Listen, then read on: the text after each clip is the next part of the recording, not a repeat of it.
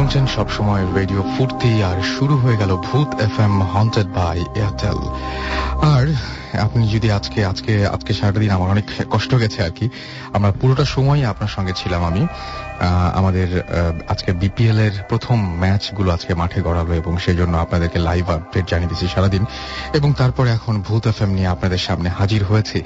আশা করছি যে সবাই মিলে আজকে বিপিএল এর উত্তেজনা শেষ করে এখন বেশ ঠান্ডা মাথায় ভূত এফএম এ আপনারা সবাই আমার সাথে যোগ দিয়েছেন, এবং যারাই এই মুহূর্তে ভূত এফএম শুনছেন তাদের সবাইকে অনেক অনেক ধন্যবাদ। অনেকেই হয়তো আনফরচুনেটলি আজকে শোটা মিস করতে পারেন। সো যারা মিস করতে পারেন এরকম সম্ভাবনা রয়েছে তাদেরকে বলি যে আপনি ইচ্ছা করলে আজকে শোটা যদি সামহাও মিস করেন তাহলে কালকে আবারও এই শোটা শুনতে পাবেন, এবং যে কোনো দিনই কালকের পর থেকে যে কোনো দিনই আপনি এটা শুনতে পাবেন এয়ারটেল এম রেডিওর মাধ্যমে। এবং সেই জন্য আপনাকে যেটা করতে হবে, আপনার এয়ারটেল নাম্বার থেকে ডায়াল করতে হবে 4040, সিলেক্ট করতে হবে চ্যানেল 22, এবং আপনি তারপরে দেখবেন যে একে একে আপনার সামনে আপনাকে বিভিন্ন এপিসোডের অপশনগুলো দেওয়া হচ্ছে, এবং তার মধ্যে থেকে যে কোনো একটা এপিসোড সিলেক্ট করে আপনি শুনতে পারবেন, এমনকি আজকের এই এপিসোডটাও। And now listeners can get Bhoot FM tune as their caller tune, My Tunes from Airtel. যে টিউনটা এখন বাজছে সেই টিউনটার কোড হচ্ছে 92125 and you can activate it by sending a SMS. এবং সেই জন্য আপনি যেটা করতে হবে, মোবাইলের মেসেজ অপশনে গিয়ে টাইপ করে ফেলতে হবে CT স্পেস 92125 এবং পাঠিয়ে দিতে হবে 3123 নাম্বারে। দেখবেন যে এই টিউনটি আপনার কলার টিউন বা মাই টিউন হিসেবে সেট হয়ে গেছে। খুবই ইজি একটা ব্যাপার। আর তো আমি বললাম যে আজকে শোটা যদি সামহাও মিস করেন তাহলে সেটা কিভাবে শুনবেন। আরো একবার বলি, শুনছেন সবসময় রেডিও ফুর্তির সাথে আছে রাসেল, আমার সাথে আছে মাসুম, এবং আজকে আমরা শুরু করতে যাচ্ছি ভূত এফএম হন্টেড বাই এয়ারটেল। একটা খুবই দুঃখের ঘটনা আছে, তার আগে দুঃখের ঘটনার আগে অন্য একটা ঘটনা দিয়ে শুরু করব, এবং তারপর একটা দুঃখের ঘটনা আপনাদেরকে শোনাবো। দুঃখের এবং ভয়ের সবকিছু মিলিয়ে আর কি। আমার খুবই খারাপ লেগেছে, মনটা খুব খারাপ ঘটনাটা পড়ার পর থেকে।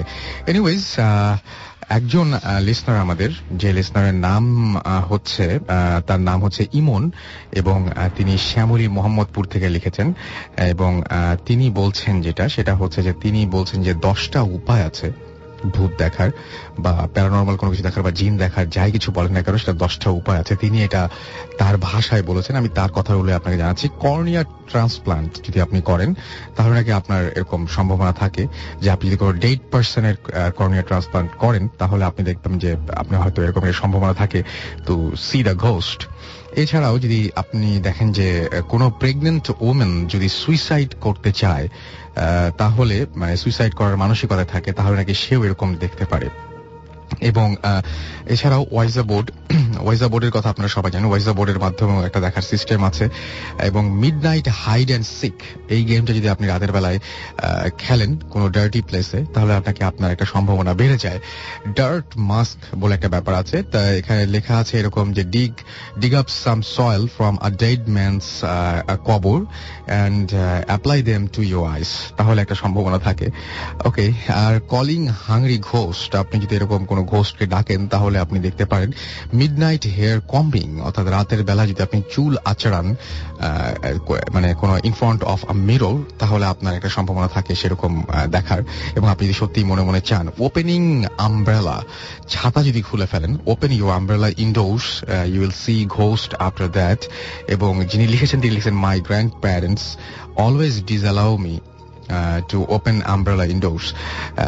আচ্ছা, ওকে। এছাড়া লেখা আছে যে পিক স্টুপ, এটা হচ্ছে যে এটার একটা ঘটনা, সেটা হচ্ছে যে ব্যাপারটা এরকম যে আপনাকে যেটা করতে হবে সেটা try to look behind you in between your legs. Of course you have to bend down, মানে বাঁকা হয়ে আপনার দুই পায়ের মাঝখানে যদি পেছনের দৃশ্য দেখার চেষ্টা করেন তাহলে সেরকম জায়গায় দেখার সম্ভাবনা রয়েছে।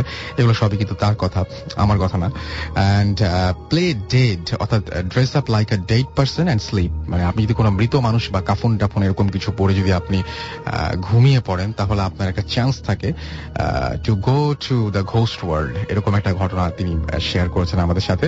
তো এটা আমি পড়লাম যেহেতু উনি মানে পাঠিয়েছেন, এবং আমার কাছে বেশ একটু অন্যরকমই লেগেছে যে আসলে উনি এরকম বের করেছেন কোনো একটা কিছু থেকে খুঁজে টুজে বের করেছেন। সো আমি পড়ে ফেললাম সেই ঘটনাটা। এনিওয়েজ, এছাড়াও আমার কাছে এখন একটা ঘটনা রয়েছে, সেই ঘটনায় আমি যাচ্ছি। মূল যে ঘটনাটি সেই ঘটনায় আমি যাচ্ছি। যাই হোক, আমি দেখতে পাচ্ছি আমাকে তানহা মাইম ময়মনসিং থেকে SMS করেছেন, বলছেন আজকে প্রথম তিনি শুনছেন এবং বলছেন যে ভালো লাগছে, থ্যাংক ইউ সো মাচ আমাদের সাথে থাকার জন্য। তুষার আমাদেরকে ইউনিভার্সিটি থেকে, বিএল ইউনিভার্সিটি কলেজ থেকে লিখেছেন যে আচ্ছা তিনি বলছেন যে ভূত এফএম তার অনেক বেশি ভালো লাগে।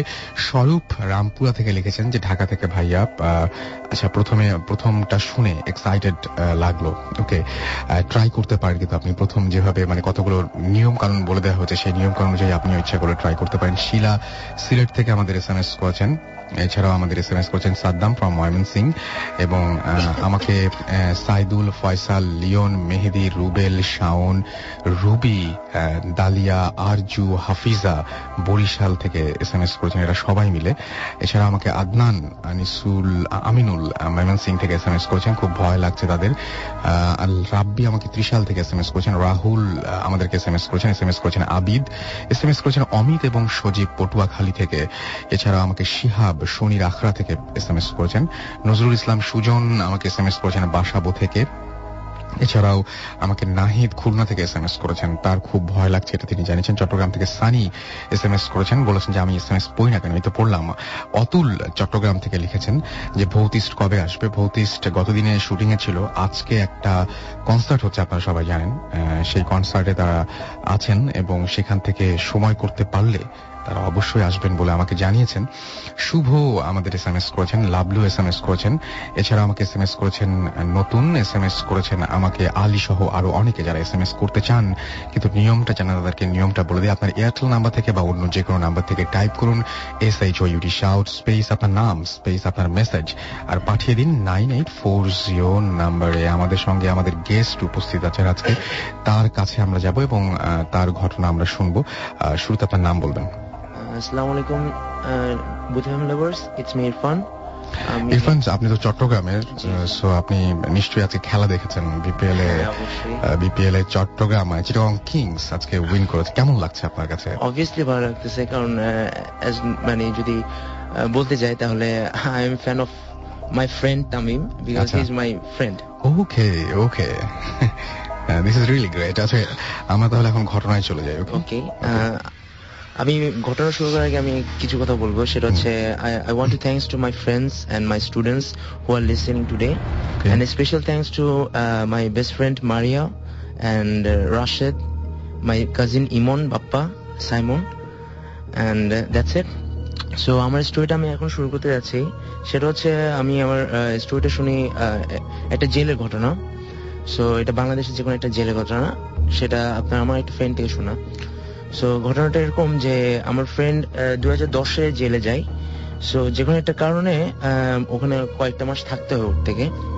সো একটা উইয়ার্ড থিং এক্সপিরিয়েন্স করছে, সেটা হচ্ছে ও যখন জেলে যায় তখন একদিন রাতে ও দেখে মিনস ও টয়লেটে যাওয়ার পর যখন আসে তখন ওর পাশে যেটা ব্যাটমেট ছিল, তো ব্যাটমেট ওকে বলে তুমি এত রাতে মিনস টয়লেটে যেও না, আর যদি বা যাও তাহলে একলা যেও না, কাউকে সঙ্গে নিয়ে যাও। সো ও তখন রিজনটা জানতে চায় যে কেনই বা আমি এত রাত্রে গেলে কি সমস্যা। হয়তোবা আপনারা জানেন না, মানে রাত্রেবেলা কিন্তু আপনার ওখানে কারেন্ট থাকে না, সাধারণত জেলে থাকে না কারেন্ট।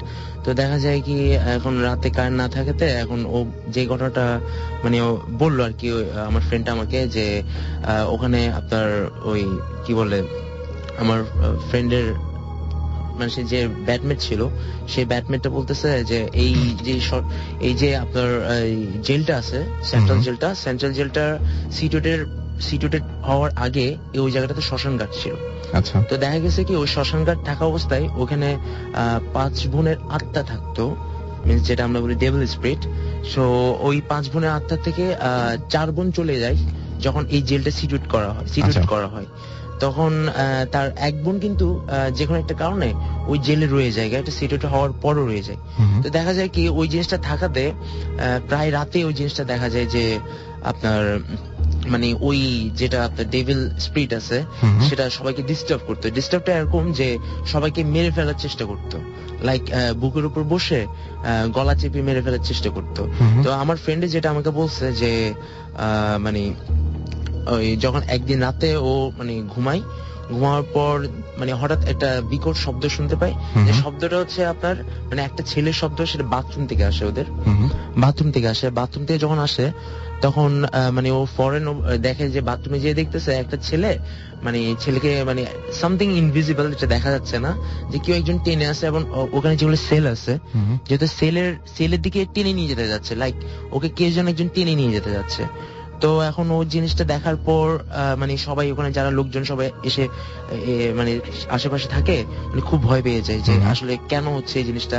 তারপর কেউ একজন সাহস করে যে মানে ধরে ওকে নিয়ে আসে, মানে মানে দোয়া কালাম করে কোনো মতে নিয়ে আসে। তখন পরবর্তীতে দেখা যায় যে হাতে ওকে ধরছে সে হাতে পুরা আঁচড়ের দাগ এবং খুবই ব্লাডেড আঁচড়, মানে খুব জঘন্য ভাবে আঁচড় দিছে। তারপর এরকম ঘটনা ঘটতে থাকে, প্রায় ঘটনা ঘটতে থাকে। তারপর আপনার যেটা লাস্টলি হয়েছে, যেটা আমাকে বলছিল আর কি, যে ওইখানে যেটা জেলার ছিল, জেলারকে স্বপ্ন দেখানো হয়েছিল যে যদি ওকে মানে এখান থেকে যদি ওই ডেভিল স্পিরিটটাকে যদি বের করতে হয় তাহলে একটাই অপশন আছে, যে পুরো জেলের যেগুলো দরজা আছে, সেলের ডোর আছে, সবগুলো ওপেন করে দিতে হবে আর কোনো গার্ড থাকতে পারবে না। যদি কোনো গার্ড থাকে তাহলে ও বের হবে না। It's not possible to do that. So দেখা গেছে কি এটা হয় নাই। তারপর পরবর্তীতে আরো অনেক ঘটনা ছিল এটার সঙ্গে, যে দেখা গেছে একদিন মানে একজন গার্ড নামাজ পড়তেছিল আপনার 2 তলা সেকেন্ড ফ্লোরে। তো যখন নামাজ পড়তেছে তখন নামাজ পড়ার পর ওর পাশে জুতাটা রাখছিল, কিছুক্ষণ নামাজ পড়ার পরপরই দেখতেছে ওর পাশে জুতাটা নাই। সো ওই জিনিসটা আইডেন্টিফাই করার পর মানে দেখতেছে জুতাটা নিচে। সো এমন ভাবে মসজিদটা সিচুয়েটেড ছিল যে সিঁড়ির থেকে মানে আপনার যখন মসজিদ থেকে বের হয়ে সিঁড়ির নিচের থেকে দেখা যাচ্ছে যে ওর জুতাগুলো উল্টা হয়ে উপরে উঠে আসতেছে সিঁড়ি থেকে একা একা, কোনো মানুষ নাই কিন্তু, উইদাউট এনিথিং, মানে মানে লাগতেছে এটা মানে শূন্যতে ভাসতেছে। তখন যখনই একটু উঠে আসতেছে ওই জিনিসটা খুব ঘাবড়ায় একদম 5th ফ্লোরে যে মানে একদম সবাইকে জেগে মানে এই ঘটনাটা সবাইকে বললো। এবং মানে এই জিনিসটা এখনো পর্যন্ত ওই জেলে এখনো পর্যন্ত আছে এবং এই জিনিসটা এখনো ঘুরে বেড়াচ্ছে আর কি। আচ্ছা, সো এই ছিল আপনার ঘটনা, রাইট? ওকে, সো এই ছিল ঘটনা এবং আমি আরো কিছু এসএমএস পড়ে ফেলতে চাই। আমি জয় লিখেছেন একজন এবং তিনি বলেন যে আমি আর আমার ওয়াইফ ভূত এফএম শুনছি, খুবই ভয় লাগছে। রবিন লিখেছেন পিরোজপুর থেকে যে জুজুর ঘটনা তিনি শুনতে চান, আমি ট্রাই করব জুজুর ঘটনা প্লে করার জন্য। সুলাইমান আমাদের আচ্ছা সুমায়ন আমাকে এসএমএস করেছেন, তিনি বলেন I am alone in my room এবং ফিলিং ভেরি স্কেয়ার্ড। ওকে, তাহলে আমরা সফল হয়েছি আর কি। স্কাই রাজ আমাকে বলেছেন যে ভূত এফএম এর জন্য একটা প্রোগ্রামও মিস করিনি। আচ্ছা, ভূত এফএম একটা প্রোগ্রামও তিনি মিস করেননি এবং তিনি বলেন যে আজকেই প্রথম লিখলাম প্রিয় ভূত এফএম কে। আমরাও পড়ে ফেললাম আপনার প্রথম এসএমএসটি। আমি লাকি যে আপনার প্রথম এসএমএসটি পড়ে ফেলতে পেরেছি এবং আপনার কাছ থেকে কোনোদিনও এই ধরনের কোনো কথা শুনতে হবে না যে আমি এসএমএস পড়ি না। এছাড়াও আমাকে সোনা এসএমএস করেছেন ফ্রম রাজশাহী এবং তিনি অনেক ছোট, তিনি ক্লাস 5-এ পড়েন এবং তিনি ভূত এফএম আমাদের সাথে আছেন এবং তার আম্মুর সাথে তিনি শুনছেন। অলরাইট, আমাকে এছাড়াও সিয়াম এসএমএস করেছেন বুয়েট থেকে এবং তিনি বলছেন যে নজরুল ইসলাম ইজ এনজয়িং ভূত এফএম। ওকে, আলামিন, মন্দিরা, বাঁধন, শাওন, নূর আলম, হাসু, রুহুল ফ্রম সাতক্ষীরা তারা এসএমএস পাঠিয়েছেন আমাকে এবং তিনি বলছেন কাহিনীগুলো ভয়ঙ্কর, আমরা দল বেঁধে শুনছি। ওকে, আমাকে ধ্রুব এসএমএস করেছেন যে ভাইয়া অনেক ভয় লাগছে, লেপের নিচে শুয়ে ভূত এফএম শুনছি। অনেক আমাকে এসএমএস করেছেন ভূতের গলি থেকে এবং আমাকে এসএমএস করেছেন এছাড়াও দেখতে পাচ্ছি ইফাজ বাসাবো থেকে আমাকে এসএমএস করেছেন দেখতে পাচ্ছি ইমরান এবং শুভ্র এসএমএস করেছেন পটুয়াখালী থেকে। ওকে, এবং তিনি বলছেন যে আমি অনেক সিক বাট তারপরেও ভূত এফএম মিস করছি না, দোয়া করি আপনি খুব দ্রুত সুস্থ হয়ে ওঠেন। মনির আমাকে এসএমএস করেছেন, এছাড়াও এসএমএস করেছেন আমাকে আলমগীর, সুমন, ইকরাম, তারপরে আমাকে এসএমএস করেছেন পাভেল, এসএমএস করেছেন মিশু সিলেট থেকে আসসালামু আলাইকুম ভাই বলে শুরু করেছেন এবং তিনি বলছেন তার মনটা খুব খারাপ। আগের সপ্তাহে আমার একটা ফ্রেন্ড আচ্ছা তারপরে কিছু একটা বলতে চেয়েছেন, তারপরে এসএমএসটি আর আসেনি। সুমন এছাড়া আমাকে এসএমএস করেছেন। সো আপনারা যারা এসএমএস করছেন এবং যারা এসএমএস করতে চান পরবর্তীতে তারা এসএমএস করতে পারেন এবং নিয়মটি আমি আরো একবার বলে দিচ্ছি। আপনার এয়ারটেল নাম্বার থেকে বা অন্য যে কোনো নাম্বার থেকে টাইপ করুন SHOUT শাউট স্পেস আপনার নাম স্পেস আপনার মেসেজ আর পাঠিয়ে দিন 9840 নাম্বারে। আর এছাড়াও আমাদের সাথে আরো গেস্ট রয়েছেন, তাদের মধ্যে থেকেও আমরা আরেকজনের কথা শুনবো আর কি। সো আপনি শুরু করেন, আপনি একটা ঘটনা বলতে চাইছিলেন একটা। Hi everyone, this is Farnan. আমি এসিসি এ পড়ছি এবং ইনেজ চার্টার্ড একাডেমিতে আমি পড়ছি। তো আমি আজকে আপনাদের সাথে আজিমপুর কবরস্থানের একটা ঘটনা শেয়ার করতে চাই, এবং এটা অনেক আগের ঘটনা, রাইট? অনেক আগের ঘটনা, এবং এই ঘটনাটা আমি এক্স্যাক্টলি আমার আঙ্কেলের কাছ থেকে শুনেছি। এবং একই ধরনের ঘটনা আমি আমার একটা কাজিন যাত্রাবাড়ি থাকে, ওর নাম হচ্ছে রাতুল, ওর কাছ থেকেও একই ধরনের ঘটনা শুনতে পাই। তো ঘটনাটা বেশ পুরনো, প্রায় 35 থেকে 40 ইয়ার্স পুরনো এই ঘটনা। এবং আরেকটা কথা, যেটা এখন আমরা আজিমপুর কবরস্থানটাকে ঠিক যেভাবে দেখি, ঠিক ওই সময়টাতে ঠিক এরকম ছিল না। অনেক বেশি গভীর ছিল, ঝোপঝাড় ছিল, প্লাস মানুষ হয়তো বা ভিতরে ঢুকতো না। সন্ধ্যার পর পর প্রায় বিকালের পরেও কেউ ঢুকতে ভয় পাইতো, শিয়ালের ভয় ছিল, অনেক ধরনের ভয় ছিল তখন।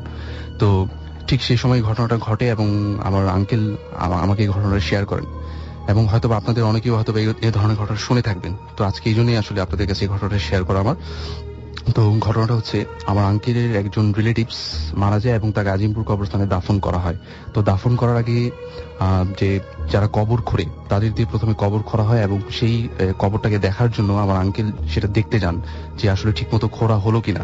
তো সে যখন ওই কবরটা দেখতে যান, তখন সে দেখেন যে একটা লোক ওই কবরটার মধ্যে, মানে কবরটা তো চার কোণা থাকে এবং কাটা থাকে, প্রথমে যে মাটি উঠানো থাকে। তো ঠিক সেই সময়টাতে তখন দেখে যে একটা লোক সেই কবরটাতে বসে আছে। আচ্ছা, মানে দাফনের আগে ঠিক এটা। আচ্ছা, একটা লোক মানে ওই কবরটাতে বসে আছে, পা ঝুলিয়ে বসে আছে। তো লোকটার পরনে ছিল একটা ছেঁড়া পাঞ্জাবি এবং ছিল একটা ছেঁড়া লুঙ্গি। তো এটা দেখার পরে আমার আঙ্কেল মানে খুব একটা কথা বলে না, মনে করে যে হয়তো উনি হয়তো কোনো ফকির হবেন। তো এই জন্য সে তেমন আর কোনো তাকে রেসপন্স করে না, মানে কিছু বলেও না, জিজ্ঞেসও করে না, সে জাস্ট ওখান থেকে চলে আসে। তারপরে যথা রীতি অনুযায়ী মানে লাশ দাফন করা হয়। এবং ঠিক আরেকটা বিষয়, যেটা আমার আঙ্কেল যেটা আমাকে বলেন, যে ঠিক লাশ দাফন করার সময়ও ঠিক ওই লোকটা সবার পিছনে দাঁড়িয়েছিল, এবং সবাই যখন মোনাজাত ধরছিল, মানে উনি কোনো মোনাজাত ধরতেছিল না। এটা একটা অবাক করা বিষয় ছিল। আমরা যেটা জানি যে সবাই যখন মানে লাশ দাফন করা হয়, তখন সবাই আশেপাশে পরিচিত অপরিচিত সবাই মোনাজাত করে। আচ্ছা, কিন্তু ওই লোকটা মানে কোনো মোনাজাত করতেছিল না, কোনো মুভমেন্ট ছিল না, উনি জাস্ট এক দৃষ্টে ওই কবরটার দিকে তাকিয়েছিল। তো তারপরে আমার আঙ্কেল বিষয়টা লক্ষ্য করে, এবং তার কাছে খুব অবাক মনে হয়, এটা তো আসলে হওয়ার কথা না, লোকটা কে আসলে, আমাদের পরিচিত বা রিলেটিভস তো কেউ না। তো তারপরে যেটা হলো, লাশ দাফন করা হলো। লাশটা ঠিক দাফন করা হলো প্রায় আসরের আগে, এবং যার বাবা মারা গিয়েছিল সে এবং আমার আঙ্কেল ঠিক এর পর দিন ফজরের দিকে নামাজ পড়ে দেন কবর জিয়ারত করতে গেল। তো তারা যখন কবর জিয়ারত করতে আসলো, তখন তারা দেখলো যে কবরটার ঠিক লাশটা যে আর কি যে সাইডে মাথাটা থাকে কবরের, ঠিক ওই সাইড থেকে কবরটা খোঁড়া। আচ্ছা, কবরটা খোঁড়া এবং বেশ খানিকটা খোঁড়া, এবং গর্তের মতো একটা করা। তো যার বাবা মারা গিয়েছিল সে দেখলো যে, তার তো খুব অবাক করার বিষয় যে তার বাবার কবর এরকম কে কি করলো, কালকে দাফন করে গেলাম জাস্ট, রিসেন্টলি এরকম হওয়ার কথা না। তো সেই যে গর্তটার দিকে হাত দিল এবং মাটিটা ভিতরে দেওয়ার চেষ্টা করতেছিল, তখন সে দেখে যে কবর থেকে অনবরত রক্ত বের হইতেছে। আচ্ছা, এটা দেখার পরে সে অনেক ভয় পেয়ে যায়, এবং তার কবরটা আবার সে খোঁড়ে, তার বাবার যে কবরটা মানে আবার নতুন করে দাফন করার উদ্দেশ্যে কবরটা খোঁড়ে। আচ্ছা, এবং তারপরে সে যেটা দেখে যে লাশটা ঠিক যথারীতি যেরকম ছিল ঠিক সেরকমই আছে, কিন্তু লাশটা ঠিক বুকের দিকে কেউ হয়তোবা যদি ধারালো অস্ত্র দিয়ে মানে কেটে ভেতর থেকে যদি কিছু বের করে ফেলে, মানে হার্ট লিভার কিছুই ছিল না ভিতরে, জাস্ট বুকের দিক দিয়ে কাটা একটা দাগ ছিল, মানে ধারালো অস্ত্র দিয়ে কেউ কেটেছে এরকম। এখন যেটা কথা হচ্ছে, যদি কোনো বন্য জীবজন্তু বা শিয়াল টিয়াল আক্রমণ করতো তাহলে বোঝা যেত, স্ক্র্যাচ থেকে বোঝা যেত। হ্যাঁ, কিন্তু ওই লাশটা দেখে কোনো বোঝার উপায় ছিল না যে এটা কোনো জন্তু জানোয়ারের কাজ। আচ্ছা, হ্যাঁ, জাস্ট নর্মালি বুকের ওখান থেকে ফাড়া একটা ধারালো অস্ত্র দিয়ে, এবং ভেতরে লিভার টিভার এগুলো কিছুই ছিল না। তারপরে তারা ওই লাশটা আবারও ভালো মতো দাফন করে দেয়, এবং খুব চারিদিকে খুব বেড়া দিয়ে ভালো মতো দাফন করে, যে তার কোনো প্রবলেম না হয়। তো এই ছিল ভাই আমার ঘটনা। কিন্তু আরেকটা কথা, যেটা মানে আমি যেটা শুনতে পাই অনেকের কাছ থেকে, যে আজিমপুর কবরস্থান থেকে মানে একজন লোককে পাওয়া গিয়েছিল যে কিনা এরকম মানুষের সদ্য দাফনকৃত যে লাশগুলা সেগুলার কলিজা খেত, এরকম একটা কথা শুনতে পেয়েছিলাম আমি। তো এই কারণে আমি ঘটনাটা শেয়ার করলাম আসলে, কেননা ওই লোকটা আসলে কে ছিল সেটা কেউ জানে না। আচ্ছা, ওকে, থ্যাংক ইউ ফারনান, থ্যাংক ইউ। মনির আলভি আতিকুল ময়মনসিং থেকে আমাদের এসএমএস করেছেন এবং বলছেন, ভাইয়া এসএমএসটা পড়তে চাইলে পড়বেন, না পড়লেও আগের মতো। আচ্ছা, আপনারা তারপর আমি বুঝি না আসলে এসএমএসটা কি লিখছেন, আগের মতো লাগে না কারণ এরকম কিছু একটা বলছেন আর কি। হাসান কক্সবাজার থেকে এসএমএস করেছেন। এছাড়াও আমাকে দেখতে পাচ্ছি এসএমএস করেছেন ভুলমোনা চিটাগং থেকে, শাহেদ আমাকে এসএমএস করেছেন, মুস্তাকিম এসএমএস করেছেন শাউন এসএমএস করেছেন আমাকে সৈকত ঢাকা থেকে। এছাড়াও তিনি বলছেন যে আমি আজ ইন্ডিয়া যাচ্ছি, বাসে যেতে যেতে শুনছি। সুতরাং আমি তো বুঝতেই পারছি যে আপনি অনেক এনজয় করছেন। সুমন আমাকে SMS করেছেন, শিলু আমাকে SMS করেছেন, অনেক ভয় লাগছে জানিয়েছেন নোয়াখালী থেকে। তানভীর লিখেছেন যে ভাই আমার SMS-টা কোনোদিন পড়া হয় না, আজকে আমি আপনার SMS পড়ে ফেললাম। এছাড়া আমাকে ফারহাদ SMS করেছেন, ফারহাদ রিয়াদ ফয়সাল নাখালপাড়া থেকে। আমাকে সৌরভ লালমাটিয়া থেকে SMS করেছেন। এছাড়াও SMS করেছেন আমাকে তপন নেত্রকোনা থেকে, শাওন ইয়াসিন আমাকে SMS করেছেন, রনি চিটাগং থেকে SMS করেছেন, রায়হান আমাকে SMS করেছেন। রনি SMS করেছেন অনেকগুলো এবং তিনি বলছেন যে কয়টা SMS দিলে পড়বা, বাট আমি ফার্স্ট টাইম আপনার SMS পেয়েছি, কিন্তু আমি দেখতে পাচ্ছি যে আপনি আসলেই অনেকগুলো SMS পাঠিয়েছেন, সেটা আমি দেখতে পাচ্ছি। সোহেল আমাকে SMS করেছেন কোনাবাড়ি গাজীপুর থেকে। বাপ্পি চৌধুরী আমাকে SMS করেছেন। SMS করেছেন শাকিল ফ্রম মৌচাক গাজীপুর। এছাড়াও জুবায়ের জুনায়েদ আমাকে SMS করেছেন। সানি আমাকে SMS করেছেন ধুলাই পাড় থেকে। আমরা আরো SMS আপনাদের কাছ থেকে যে চাচ্ছি এবং সেই SMS এর মাধ্যমে আপনারা যে SMS-টা পড়বেন এরকম না বলে ছোট্ট কোনো ঘটনা বা ছোট্ট করে যদি কোনো কিছু একটা ইনফরমেশন দিতে পারেন তাহলে আরো ভালো হয়। আর আমরা সবসময় চাই যে ভূত FM অনেক বেশি ভালো লাগুক আপনাদের কাছে, সেই জন্য এটা পুরোপুরি নির্ভর করে আপনাদের উপরে। আপনারা যে ধরনের ঘটনা পাঠাবেন সেই ধরনের ঘটনা আমরা আপনাদেরকে উপস্থাপন করি। সুতরাং অবশ্যই আপনারা আপনাদের সেরা ঘটনাগুলো, সেটা আপনার জীবনেই যে ঘটতে হবে এমন কোনো কথা নেই, আপনার চারপাশে যারা চেনা অচেনা মানুষ আছে তাদের সাথেও ঘটতে পারে। সুতরাং সেই ঘটনাগুলো আমাদের কাছে ইমেল করে জানিয়ে দিন। আপনার নাম, ঠিকানা এবং ফোন নাম্বার সহ জেনে নিন। আমাদের ইমেল অ্যাড্রেসটি bhutfm@radiofurti.fm, which is BHOOTFM@radioforti.fm। এখানে আপনারা ইচ্ছা করলে আমাদেরকে ইমেল পাঠাতে পারেন। অবশ্যই নাম, ঠিকানা, ফোন নাম্বার এবং সেই সাথে আপনি স্টুডিওতে এসে আপনার ঘটনা শেয়ার করবেন কিনা সেটা লিখবেন, অথবা আপনি কি চান, যে আপনারা যদি এরকম কিছু চান যে আপনার ঘটনাটা আমি পড়ে শোনাই, সেটাও আমাদেরকে জানাবেন। স্টে টিউনড রেডিও ফুর্তি অ্যান্ড ডোন্ট স্টপ দ্য ফুর্তি ফিরে আসছে একটু পরে এবং একটা ছোট্ট ব্রেকে যাব। ব্রেকের পরে আবারও ফিরে আসবো। যারা SMS পাঠানোর নিয়ম জানেন তাদেরকে বলে দেই যে আপনার এয়ারটেল নাম্বার থেকে বা অন্য যে কোনো নাম্বার থেকে লিখে ফেলুন SHOUT শাউট, স্পেস আপনার নাম, স্পেস আপনার মেসেজ, পাঠিয়ে দিন 9840 নাম্বারে। শুনছেন সবসময় রেডিও ফুর্তি, চলছে ভূত FM হন্টেড বাই এয়ারটেল। যাচ্ছি ছোট্ট একটা ব্রেকে। This track was downloaded from FusionBD.com.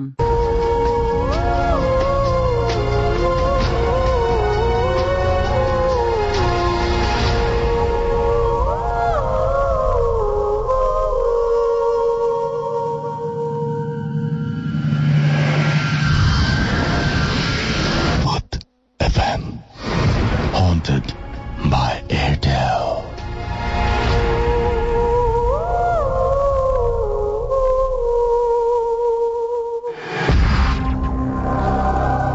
শুনছেন ভূত FM হন্টেড বাই এয়ারটেল। আর আমি সাথে রাসেল আছি, আছে মাসুম এবং আমরা আমাদের আজকের গেস্টরা এবং যারা এখনো পর্যন্ত আমাদের সঙ্গে আছেন তাদেরকে অনেক অনেক ধন্যবাদ এতক্ষণ পর্যন্ত আমাদের সঙ্গে থাকার জন্য। আমাকে ইফরান SMS করেছেন, খুব মজা লাগছে তার ভূত FM শুনতে। আবির খুলনা থেকে SMS করেছেন যে ভাই আমি খুব এনজয় করছি, আই লাইক ভূত FM। সুইটি লিখেছেন ভাইয়া 1 বছর ধরে ভূত FM শুনছি, বাট আজ প্রথম SMS করলাম। মা আজ নিষেধ করেছিল শুনতে, কারণ আমার পক্স হয়েছে, তবুও শুনছি। দোয়া করি খুব দ্রুত আপনি সুস্থ হয়ে ওঠেন। সানাত বিশ্বাস আমাকে লিখেছেন ভূত FM শুনছি, একা খুব ভালো লাগছে। ওকে, আমাকে সাদ্দাম SMS করেছেন ময়মনসিং থেকে যে রাসেল ভাই please read my SMS, I have some real story in my life. Okay, so আমি চেষ্টা করব যে আপনার ঘটনাগুলো জানতে। সেই জন্য আপনাকে যেটা করতে হবে, আমাদেরকে ইমেল করে জানিয়ে দিতে হবে আপনার কি ঘটনা। আপনি bhutfm@radiofurti.fm, এখানে আপনি ডিটেল আপনার ঘটনাগুলো লিখে জানান। রানা লিখেছেন ভয় আর মজা, কয়টা SMS দিলে পড়ো। আমি this is your third SMS, আমি পড়ে ফেলেছি। আর আমাকে আরো SMS করেছেন অয়ন, লিখেছেন ভাইয়া, আচ্ছা কি লিখেছেন পড়তে পারলাম না। শুভ্র লিখেছেন পটুয়াখালী থেকে যে আজকে স্টোরিগুলো অসম লাগছে, thank you so much. Hasan লিখেছেন যে আচ্ছা সিন থেকে বলো যেন ভয় পায়। ওকে, গল্প শুনে ভালো লাগলে ডেফিনেটলি ভয় পাবে। তারিন লিখেছেন ফ্রম মুন্নুজান হল, রাজশাহী ইউনিভার্সিটি, ভাইয়া আমরা সকল রুমমেট মিলে ভূত FM শুনছি। বাপ্পি চৌধুরী মহাখালী পটুয়াখালী থেকে আমাকে এসএমএস করেছেন এবং তিনি এবং তার বন্ধু সুজন একসাথে ভূত এফএম শুনছেন। মুশফিক আমাকে এসএমএস করেছেন চট্টগ্রাম থেকে সানি, এছাড়াও তানভীর নোয়াপাড়া থেকে আমাকে এসএমএস করেছেন, নোমান এসএমএস করেছেন, আরো অনেকের এসএমএস দেখতে পাচ্ছি। যারা এসএমএস করার নিয়ম জানেন না তাদেরকে বলবো মোবাইলের মেসেজ অপশনে গিয়ে টাইপ করুন SHOUT শাউট স্পেস আপনার নাম স্পেস আপনার মেসেজ পাঠিয়ে দিন 9840 নাম্বারে আপনার এয়ারটেল নাম্বার থেকে বা অন্য যে কোনো নাম্বার থেকে। চলে যাচ্ছি আরো একটি ঘটনায় এবং এই ঘটনাটি পাঠিয়েছেন আমাদেরই একজন লিসনার যিনি আজকে আমাদের এখানে উপস্থিত হতে পারেননি কারণ তিনি ঢাকায় থাকেন না। পড়ছি তার ঘটনা। লিখছেন, আমার নাম সৈয়দ তারিক, আমার বাড়ি খুলনায়। আমি পটুয়াখালী বিজ্ঞান ও প্রযুক্তি বিশ্ববিদ্যালয়ে কম্পিউটার সায়েন্স অ্যান্ড ইঞ্জিনিয়ারিং অনুষদের তৃতীয় থার্ড সেমিস্টারের ছাত্র। আমি আজ আমার জীবনে ঘটে যাওয়া একটি বাস্তব ঘটনা আপনাকে লিখে পাঠাচ্ছি। আপনার ভালো লাগলে পড়ে শোনাবেন। দিনটি ছিল 2011 সালের 14 ফেব্রুয়ারি, ঠিক 1 বছর আগে প্রায় বলতে গেলে। আমি বিশ্ববিদ্যালয়ের এম কেরামত আলী হলের 4th তলার 406B নম্বর রুমে থাকতাম। আমাদের হলটি 4 তলা এবং A ও B দুটি ব্লকে বিভক্ত। সে সময় আমি প্রথম সেমিস্টারে এবং 4 তলা শুধু আমরা 4 জন রুমমেট ছাড়া বাকি সবাই ছিল সপ্তম সেমিস্টারের ছাত্র। সেদিন রুমে আমি ছিলাম একা, আর সিনিয়রদের ট্যুর থাকায় গোটা 4 তলায় ছিলাম আমি একা। রাতে স্বাভাবিকভাবে আমি খাওয়া দাওয়া করে পিসিতে কাজ করতে বসি। ঘড়িতে তখন রাত 11:10। আমার দরজায় হঠাৎ নক করার শব্দ হলো। আমি দরজা খুলে দেখলাম একজন অপরিচিত লোক, পরনে সাদা শার্ট আর নীল জিন্স, হাতে একটি ট্রাভেল ব্যাগ। আমি কোনো কিছু বলার আগেই তিনি আমাকে বললেন যে আমি তোমার সিনিয়র বড় ভাই, আমার রুমমেটরা সবাই ট্যুরে গেছে আর আমার কাছে রুমের চাবি নাই। তিনি আমাকে বললেন যে আজকে রাতটা আমি তোমার রুমে একটু থাকি, কাল সকালে আমি বাসায় চলে যাব। আমি রাজি হয়ে গেলাম, কারণ তখনও আমার মাথায় প্যারানর্মাল কোনো কিছু আসেনি বা অন্য কোনো চিন্তা আসেনি। তিনি আমার পাশে আমার রুমমেটের বেডে ঘুমিয়ে পড়লেন, আমিও আমার বেডে শুয়ে পড়লাম। ঘড়িতে তখন রাত 2:30 কাছাকাছি। হঠাৎ আমার ঘুম ভেঙে যায়। আমার রুমের ভেতর তখন কেমন একটা গুমোট ভাব, রুমটা বেশ গরম। আমি আমার বিছানায় উঠে বসি এবং তখন যা দেখি তা মনে পড়লে আজও আমার গা শিউরে ওঠে। আমি দেখতে পাই যে সেই বড় ভাইটি আমার মাথার উপর ফ্যানের সাথে গলায় দড়ি দিয়ে ঝুলে রয়েছে। আমি তখন চিৎকার করতে চেষ্টা করি, কিন্তু আমার গলা দিয়ে কোনো স্বর বেরোয় না। এরপর অনেক চেষ্টার পর আমি দৌড়ে রুমের বাইরে যাই এবং চিৎকার করলে হলের অন্যরা সবাই বেরিয়ে আসে। তারপর আমি আমার সিনিয়রদের ব্যাপারটা বলি এবং তাদেরকে নিয়ে আমি রুমের ভেতরে যাই। তখন আমার ভয়টা আরো বেড়ে যায়। আমি গিয়ে দেখি আমার রুমে কেউ নেই, সেই ভাইটি নেই, তার ব্যাগ জুতো কোনো কিছুই নেই। তখন আমি আমার সিনিয়রদের কাছে জানতে পারি যে ওই রুমে 2007 সালের 14 ফেব্রুয়ারি মাসুদ নামে এক সিনিয়র ভাই আত্মহত্যা করেন, আর মৃত্যুর সময় তার পরনে ছিল সাদা শার্ট আর নীল জিন্স। আর ঘটনার শুরু এখানেই। তারপর আমি সারা রাত আর ঘুমোতে পারিনি। সকালে বাড়ি যাবার সিদ্ধান্ত নিয়ে বেরিয়ে পড়লাম। সৈয়দ তারিক আমাদের এই ঘটনাটি পাঠিয়েছেন। থ্যাংক ইউ আমাদের এই ঘটনাটি পাঠানোর জন্য। আর এছাড়াও আপনারাও যারা এরকম ঘটনা পাঠাতে চান বা স্টুডিওতে অংশগ্রহণ করতে চান তারা পাঠিয়ে দিন boothfm@radiofuti.fm এই অ্যাড্রেসে। আমি চলে যাব পরবর্তী ঘটনায় এবং আমি আবারও ফিরে আসছি প্রথম যিনি ঘটনা বলেছিলেন তার কাছে। আপনার নামটা আরো একবার বলবেন। তামিম ইকবালের বন্ধু আমার এটুকু মনে আছে। Welcome listeners, it's me Irfan again. আমি এখন যে স্টোরিটা শেয়ার করতে যাচ্ছি সেটা আমার নিজের সাথেই ঘটা। সেটা হচ্ছে ইটস অ্যাবাউট 1 বছর আগের ঘটনা, 2011 ফেব্রুয়ারিতে। ওকে। আমার এক্সাম ছিল, যার কারণে আমার থেকে এক্সামটা অ্যাটেন্ডের পর আমার নানি অসুস্থ ছিল, ইউনাইটেড হসপিটালে অ্যাডমিট করা ছিল। সো আমার থেকে দেখা যায় এক্সামের পরপরই আমার থেকে হসপিটালে যেতে হয় আমার নানিকে দেখার জন্য। সামহাও ওনার থেকে ব্লাড লাগে, দ্যাটস ওয়াই আমাকে ব্লাড ডোনেট করার জন্য ওনার কাছে যেতে হয়। তো দেখা যায় ফরচুনেটলি ওদিন রাতে ব্লাড দিতে হয় না, তো মামারা বলে যে তুমি আজকে রাতে গেস্ট হাউসে স্টে করো, কালকে সকালে চলে যাও, যদি লাগলো না লাগলে চলে যেতে পারবা। সো আমি বললাম ঠিক আছে, তাহলে আমি থাকি কিছুক্ষণ। তো প্রায় রাত 3টা পর্যন্ত আমরা হসপিটালেই ছিলাম। সো হসপিটাল থেকে কিছুটা দূরেই হচ্ছে গেস্ট হাউসটা, ইউনাইটেড হসপিটালের পাশেই। সো আমরা ওখান থেকে প্রায় রাত 2:30টার দিকে আমরা আমি আর আমার কাজিন 2জন আমরা মানে গেস্ট হাউসের দিকে রওনা দিই। ওকে। সো পথে যেটা আমি একটা জিনিস রেকগনাইজ করি, এটা পরবর্তীতে আমি জিনিসটা মানে ম্যাচ করি যে রাস্তায় কিন্তু কুকুর থাকে সাধারণত, বাট ওদিন একটু উইয়ার্ড লাগলো। সাধারণত কুকুর কিন্তু মানে আমি এত ভয় পাই না কুকুরকে, বাট ওদিন কেন জানি আমি কুকুরগুলো সামহাও আমাকে অ্যাটাক করার চেষ্টা করতেছিল। মানে মনে হচ্ছে আননোন পার্সন যদি ওই এরিয়াতে আসে যেভাবে মানে কুকুরগুলো অ্যাটাক করে সেরকম। বাট ওটা যদি হইতো তাহলে আমার কাজিনদেরকেও কুকুরগুলো অ্যাটাক করতো, বাট ওদেরকে কিছু করতেছেন, জাস্ট আমার দিকে এসে মানে লাইক ওরা আমার গায়ের উপর পড়তে যাচ্ছে এরকম। আমি খুব ঘাবড়ে যাই। পরবর্তীতে ওখানে যেগুলো রোডে নাইট গার্ড থাকে ওরা এসে কুকুরগুলো সরাই নেয়। পরবর্তীতে অ্যাজ নর্মাল আমরা গেস্ট হাউসে যাই। তো গেস্ট হাউসে যেটা 2টা রুম থাকে ওখানে পার্টিকুলারলি, একটা রুমে 2টা মিন্স সিঙ্গেল বেডের 2টা বিছানা থাকে। সো 2টা এক রুমে আর একটা 2টা, সো মানে এক রুমে 2টা।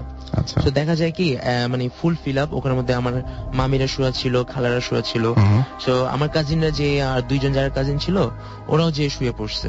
দেখা গেছে জাস্ট আরেকটা রুমে আরেকটা বিছানায় আমার খালু আর আমার খালুর ছেলে শুয়েছিল, আরেকটা বিছানা খালি ছিল। তো আমি চিন্তা করছি যেহেতু অনেক রাত হয়ে গেছে আর কেউ তো আসবে না, আমি নিজে যে একটু রেস্ট করে নিই। তারপর গেলাম রেস্ট করবার জন্য। ওখানে মশাই কিন্তু টাঙানো ছিল।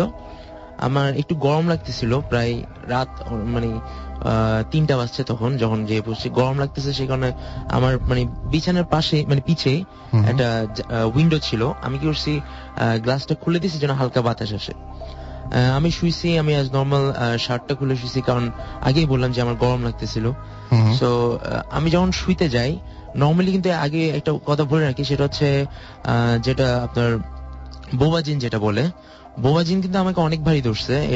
এটা আমার জন্য বলতে গেলে একরকম নর্মাল ব্যাপার। কিন্তু ওইটা কি ছিল ওইটা আমি এখন ওই জন্য মানে ডেফিনেশন দিতে পারবো না। এক কথা যদি বলতে চাই, আমি যখন ডান কাত হয়ে ফিরি তখন আমার প্রায় খানিকটা ঘুম এসে যায়। তখন আমি যে জিনিসটা রিয়েলাইজ করি যে মিন্স হালকা একটা গরম বাতাস পিছের থেকে আসতেছে, আর আমি এটা ফিল করি জাস্ট আমার মাথায় চুলের মধ্যে লাগতেছে বাতাসটা। যখন আমি এই জিনিসটা রেকগনাইজ করি মানে তখন আমার প্রায় ঘুম, সেই কারণে আমি আর ওই জিনিসটা ভালো মতো দেখার চেষ্টা করি না। বাট মোস্ট ইন্টারেস্টিং পার্ট এই জায়গায় যে ওই গরম বাতাসটা পরপরই আমি একটা চরম পেইন ফিল করি, যেন যদি আপনার পিছে মাথার স্কালের উপর যদি কেউ নখ বসায় যদি মাথার ভিতরে যদি ঢুকায় আপনার ব্রেইনটা বের করার চেষ্টা করে, ঠিক যেরকম ফিলিংসটা হয় আমি এক্স্যাক্টলি সেম ফিলিংসটা মানে ফিল করতেছিলাম অন দ্য স্পট। আমি অনেক কষ্ট করে আল্লাহর নাম দেখে সূরা কালাম পড়ে অনেক কষ্ট করে চোখটা খুলছি। খুলে আমি সোজা মানে বিছানায় বসে গেলাম। আমি জিনিসটা খেয়াল করার চেষ্টা করছি যে জিনিসটা কেন হচ্ছে, হয়তো বা এটা হ্যালুসিনেশন হতে পারে। আগে দিয়ে বলে রাখি ওই বাসাটা কিন্তু নতুন, আমরা যে গেস্ট হাউসে উঠছি সেটা কিন্তু মানে বলতে গেলে একদম নতুন, আমরা নতুনই ছিলাম, ওটা ফ্ল্যাট বাসার মতো। সো এখন ওই জিনিসটার পর আমি খুব একটু মানে রেকগনাইজ করার চেষ্টা করি যে এটা কেন হচ্ছে। তখনই মানে কিছু পরপরই দেখি যে আমার মশারি যেটা ছিল সেটা সামহাও নড়তেছে, কিন্তু ফ্যান চালানো ছিল না। বলে রাখি ফ্যান চালানো ছিল না, মশারি নড়তেছে। মশারি নড়ার পর আমি বলছি এটা আমি কি চোখে ভুল দেখতেছি নাকি কোনো কারণে নড়তেছে। আর পরবর্তী দেখছি আমার গাটা কেন যেন একটু ভার হয়ে আসতেছে। পরবর্তীতে আমি এই জিনিসটা আর সহ্য করতে না পেয়ে আমি ভয়ে বিছানা থেকে নেমে যাই। বিছানা থেকে নামার সাথে সাথে আরেকটা জিনিস লক্ষ্য করি যে বিছানা থেকে নেমে গেছি। তো নামার পর আমার বিছানা যেটা আছে সেটা কিন্তু সামহাও একটা কাঠের উপরে বিছানাটা ছিল, কারণ আপনার দেখা যায় কোনো টাইলস তো যেন বিছানা নাড়াচা একটু কম হয়, সেই কারণে একটা কাঠের গা ছিল বিছানার উপর দিয়ে, নিচে দিয়ে যেটা দেয় আর কি স্লোপ হিসেবে, সেটা সরে গেছে। মানে বিছানাটা এমন ভাবে কাঁপতেছে সেটা সরে গেছে। আর যদি এটা ভূমিকম্প হয় অবভিয়াসলি আমার পাশে কিন্তু আমার খালুরা শুয়েছিল, ওরাও এই জিনিসটা বুঝতে পারতো, কিন্তু সেটা ভূমিকম্প না আমি 100% কনফার্ম ছিল। পরবর্তীতে আমি যেহেতু বললাম যে আমি শার্ট খুলে ঘুমিয়েছিলাম, তো আমি শার্টটা নেওয়ার জন্য মশারি থেকে শার্টটা নিতে যাই, তখন আমি একটা সিন দেখতে পাই। সেটা হচ্ছে অন্ধকার ছিল, আমাদের পুরো রুমটা অন্ধকার ছিল, তা সত্ত্বেও কালোর উপর কালো। মানে একটু ইমাজিন করেন যে একটা কালো শেপ, আমি আরো বেশি ডার্ক একটা শেপ দেখি, এবং শেপটা আমি আইডেন্টিফাই করতে পারবো এটা জাস্ট লাইক একটা হিউম্যান। একটা হিউম্যান যেন মশারির থেকে মাথাটা বের করে মানে মানে এটা আমার কাছে আসতেছিল, এরকম ফিল হয়েছিল। আমি জিনিসটা আর ওখানে মানে বেশিক্ষণ দাঁড়াইনি, আমি দৌড়ে চলে গেছি আমার কাজিনদের ওখানে পাশের রুমেই। ওদেরকে বলছি ভাই আমাকে কোনো মতে রাত্রে একটু স্টে করতে দিবা, সকালে আমি একটা ঘটনা হয়েছে এটা বলবো। পরবর্তীতে সকালবেলা উঠে সবাইকে আমি এই জিনিসটা শেয়ার করি, কেউ আমার এটা বিশ্বাস করে না, কারণ বলে এই জিনিসটা হ্যালুসিনেশন হতে পারে, বা তুমি টায়ার্ড হয়ে গেছো, এক্সাম দিয়ে আসছো, বাড়ির থেকে আসছো। এর আগের দিন কিন্তু আমার দাদি মারা গেছে, দ্যাটস ওয়াই বলতেছে তোমার যে কোনো কিছু হতে পারে, কেউ বিশ্বাস করে না। তারপর 4-5 দিন পর আনফরচুনেটলি আমার নানিও কিন্তু মারা যান। সো দেখা যায় কি যখন বাড়িতে যাই, চিটাগাং যাই, তখন আমি শুনতে পাই সেম বিছানায় আমার মামাও শুয়েছিল। আমার মামার সাথেও কিন্তু সেম ভাবে হয়। আবার সেম বিছানায় আমার কাজিন সাইমনও শুয়েছিল, তার সাথে কিন্তু সেম ঘটনা। তার মানে ওই জায়গাটারই প্রবলেম আসলে। মানে আসলে কি ওই বিছানাটা বলবো, নাকি ওই রুমটা বলবো, নাকি ওই জায়গাটা বলবো, আমি আইডেন্টিফাই করতে পারতেছি না। কিন্তু আমি মনে করি এখনো পর্যন্ত যে আপনারা কেউ ওখানে যান, আই থিঙ্ক ওই জিনিসটা এখনো পর্যন্ত স্টে করে, ওটা কোনো এক্সপ্লেনেশন দিতে পারবো না। আর এটাই ছিল আমার স্টোরি। সো আপনার কন্ট্যাক্ট নাম্বার কাছে আছে, এবং যারা আসলে টেস্ট করতে চান, এরকম কোন একটা অভিজ্ঞতা পেতে চান, আসলে আই এম নট ইন্টারেস্টেড। এই জিনিসটা আমার সাথে মানে আমার লাইফে ফার্স্ট এন্ড লাস্ট এক্সপেরিয়েন্স। আমি এত ভয় কিন্তু কখনো পাইনি, কখনো পান নাই। আমি খুবই ভয় পাইছি। বুঝতেই পারছি না, ভয় পাওয়ার মতোই ঘটনা, ভয় না পেলেই বরং সেটা অস্বাভাবিক হতো, কারণ এটা ভয় পাওয়ার মতোই একটা ঘটনা। এন্ড মানে আপনার তেমন কোনো ক্ষতি হয়নি, এটা সবচেয়ে বড় কথা। সেটাই। Okay, thank you so much. Shamim Ahmed আমাকে এসএমএস করেছেন, শামীম আহমেদ আকাশ ফ্রম সিলেট, লিখেছেন রাসেল ভাই, আমি এবং আমার ছোট ভাই খুব মজা করে ভূত এফএম শুনছি। আশিক, জনি, মন্তাজ, রিঙ্কু, সোহাগ, ফয়সাল ফ্রম রাজশাহী, তারা লিখেছেন ভাই আমরা সবাই একসাথে বসে ভূত এফএম শুনছি। আর এছাড়াও তিনি আমাদেরকে নিকিতা এসএমএস করেছেন, তিনি বলছেন যে তার মম আমেরিকা চলে গেছেন 6 মান্থের জন্য, এই মুহূর্তে তিনি অনেক ভয় লাগছে তার কাছে। লাবণী, মিথিলা, স্বর্ণা আমাকে লিখেছেন যে ভাইয়া আমরা সবাই ভূত এফএম শুনছি। নিবিড় ধানমন্ডি থেকে লিখেছেন যে রাসেল ভাই আমি এবং আমার ফ্রেন্ড ফারহান প্রতিটি ভূত এফএম শুনি, কজ ফারহান আমাকে ভূত এফএম শুনতে বলে। আচ্ছা, এই জন্য শোনেন, মজা লাগে বলে এই জন্য শোনেন না, কিন্তু আমি বুঝতে পারলাম সেটা। হুসাইন আমাকে লিখেছেন ভাইয়া এটা আমার 4th এসএমএস, এবং এটা তুমি যদি না পড়ো তাহলে আমি এসএমএস করবো না। হ্যাঁ, দিস ইজ ট্রু যে এটা আপনার 4th এসএমএস, বাট আমি পড়ে ফেলেছি। হাবিবা, ভূত এফএম রক্স, লিখেছেন ফ্রম চিটাগং থেকে। আমার তো আজকে বলতে ইচ্ছা করছে যে চিটাগং কিংস রক্স, কারণ আজকে চমৎকার খেলেছে তারা। রনি আবারও চিটাগং থেকে লিখেছেন ভাইয়া আমি আর মায়া একসাথে ভূত এফএম শুনছি, থ্যাঙ্কস ভাইয়া এসএমএসটা পড়ার জন্য। ওকে, আপনি বুঝতে পারলেন কিভাবে যে আমি এসএমএসটা পড়বো? রনি, ওকে, আপনার এসএমএস পড়ে ফেললাম আমি। এছাড়াও আমি দেখতে পাচ্ছি যে আমাকে পিঙ্কি জিসান বরিশাল থেকে এসএমএস করেছেন, এবং তিনি বলছেন আমি গত উইকে 5টি এসএমএস করেছি, একটিও পড়া হয়নি। আরে বাপরে বাপ, তাহলে তো এই এসএমএসটা যদি না পড়তাম তাহলে খুব ভুল হয়ে যেত। ভূত আর্মস আমাকে এসএমএস করেছেন সিলেট থেকে, তিনিও আমাকে বেশ কিছু এসএমএস পাঠিয়েছেন। মিল্টন নরসিংদী দাসপাড়া থেকে আমাকে এসএমএস করেছেন, কেমন আছেন রাসেল ভাই? আমি সবসময় ভালো থাকি, সবসময় ভালো দলে। সামিনা আমাকে এসএমএস করেছেন। এছাড়াও আমাকে এসএমএস করেছেন, দেখতে পাচ্ছি এখানে এই মুহূর্তে রানুর এসএমএস পেলাম আমি, তিনি এসএমএস করেছেন রানু পারভেজ, তিনি আমাকে এসএমএস করেছেন রাজশাহী থেকে। ব্রাদার ডেভিল আমাকে মতিঝিল থেকে এসএমএস করেছেন আমাকে। এছাড়াও দেখতে পাচ্ছি এখানে এসএমএস করেছেন SK Roni from Shanir Akhra. So আপনারা সবাই যারা এসএমএস পাঠাচ্ছেন তাদেরকে অনেক থ্যাঙ্কস, এবং এসএমএস পাঠানোর নিয়মটি আমি আরো একবার বলে দিচ্ছি। মোবাইলের মেসেজ অপশনে গিয়ে টাইপ করতে হবে SHOUT শাউট স্পেস আপনার নাম স্পেস আপনার মেসেজ, পাঠিয়ে দিতে হবে 9840 নাম্বারে। আমরা একটা ছোট্ট ঘটনায় আবার যাবো, আমাদের আরেকজন গেস্ট রয়েছেন তার কাছে।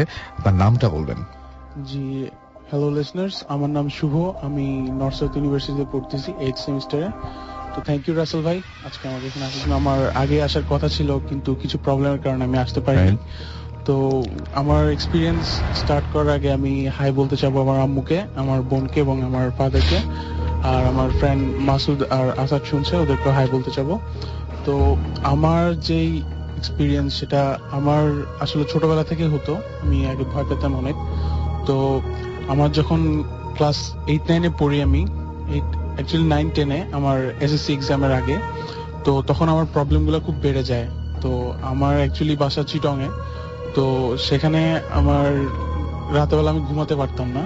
তো ঘুমানোর টাইম হলে রাতেবেলা 12:30-1টার দিকে, তো আমি যখনই বেডে শুতাম তো আমার ফিল হতো যে আমার আশেপাশে কেউ আছে, কেউ হাঁটাহাঁটি করতেছে। তো আমি ফুটস্টেপ একদম ক্লিয়ারলি শুনতে পারতাম। তো কোনোদিন যদি আমার চোখ লেগে যেত, ঠিকই রাত 2:30-3টার দিকে আমার মনে হতো যে আমাকে কেউ টাচ করতেছে, কেউ ধাক্কা দিচ্ছে। ঘুমাই গেলে আমি এটা প্রায় ফিল করতাম যে আমাকে ধাক্কা দিয়ে ঘুম থেকে উঠাই দিছে।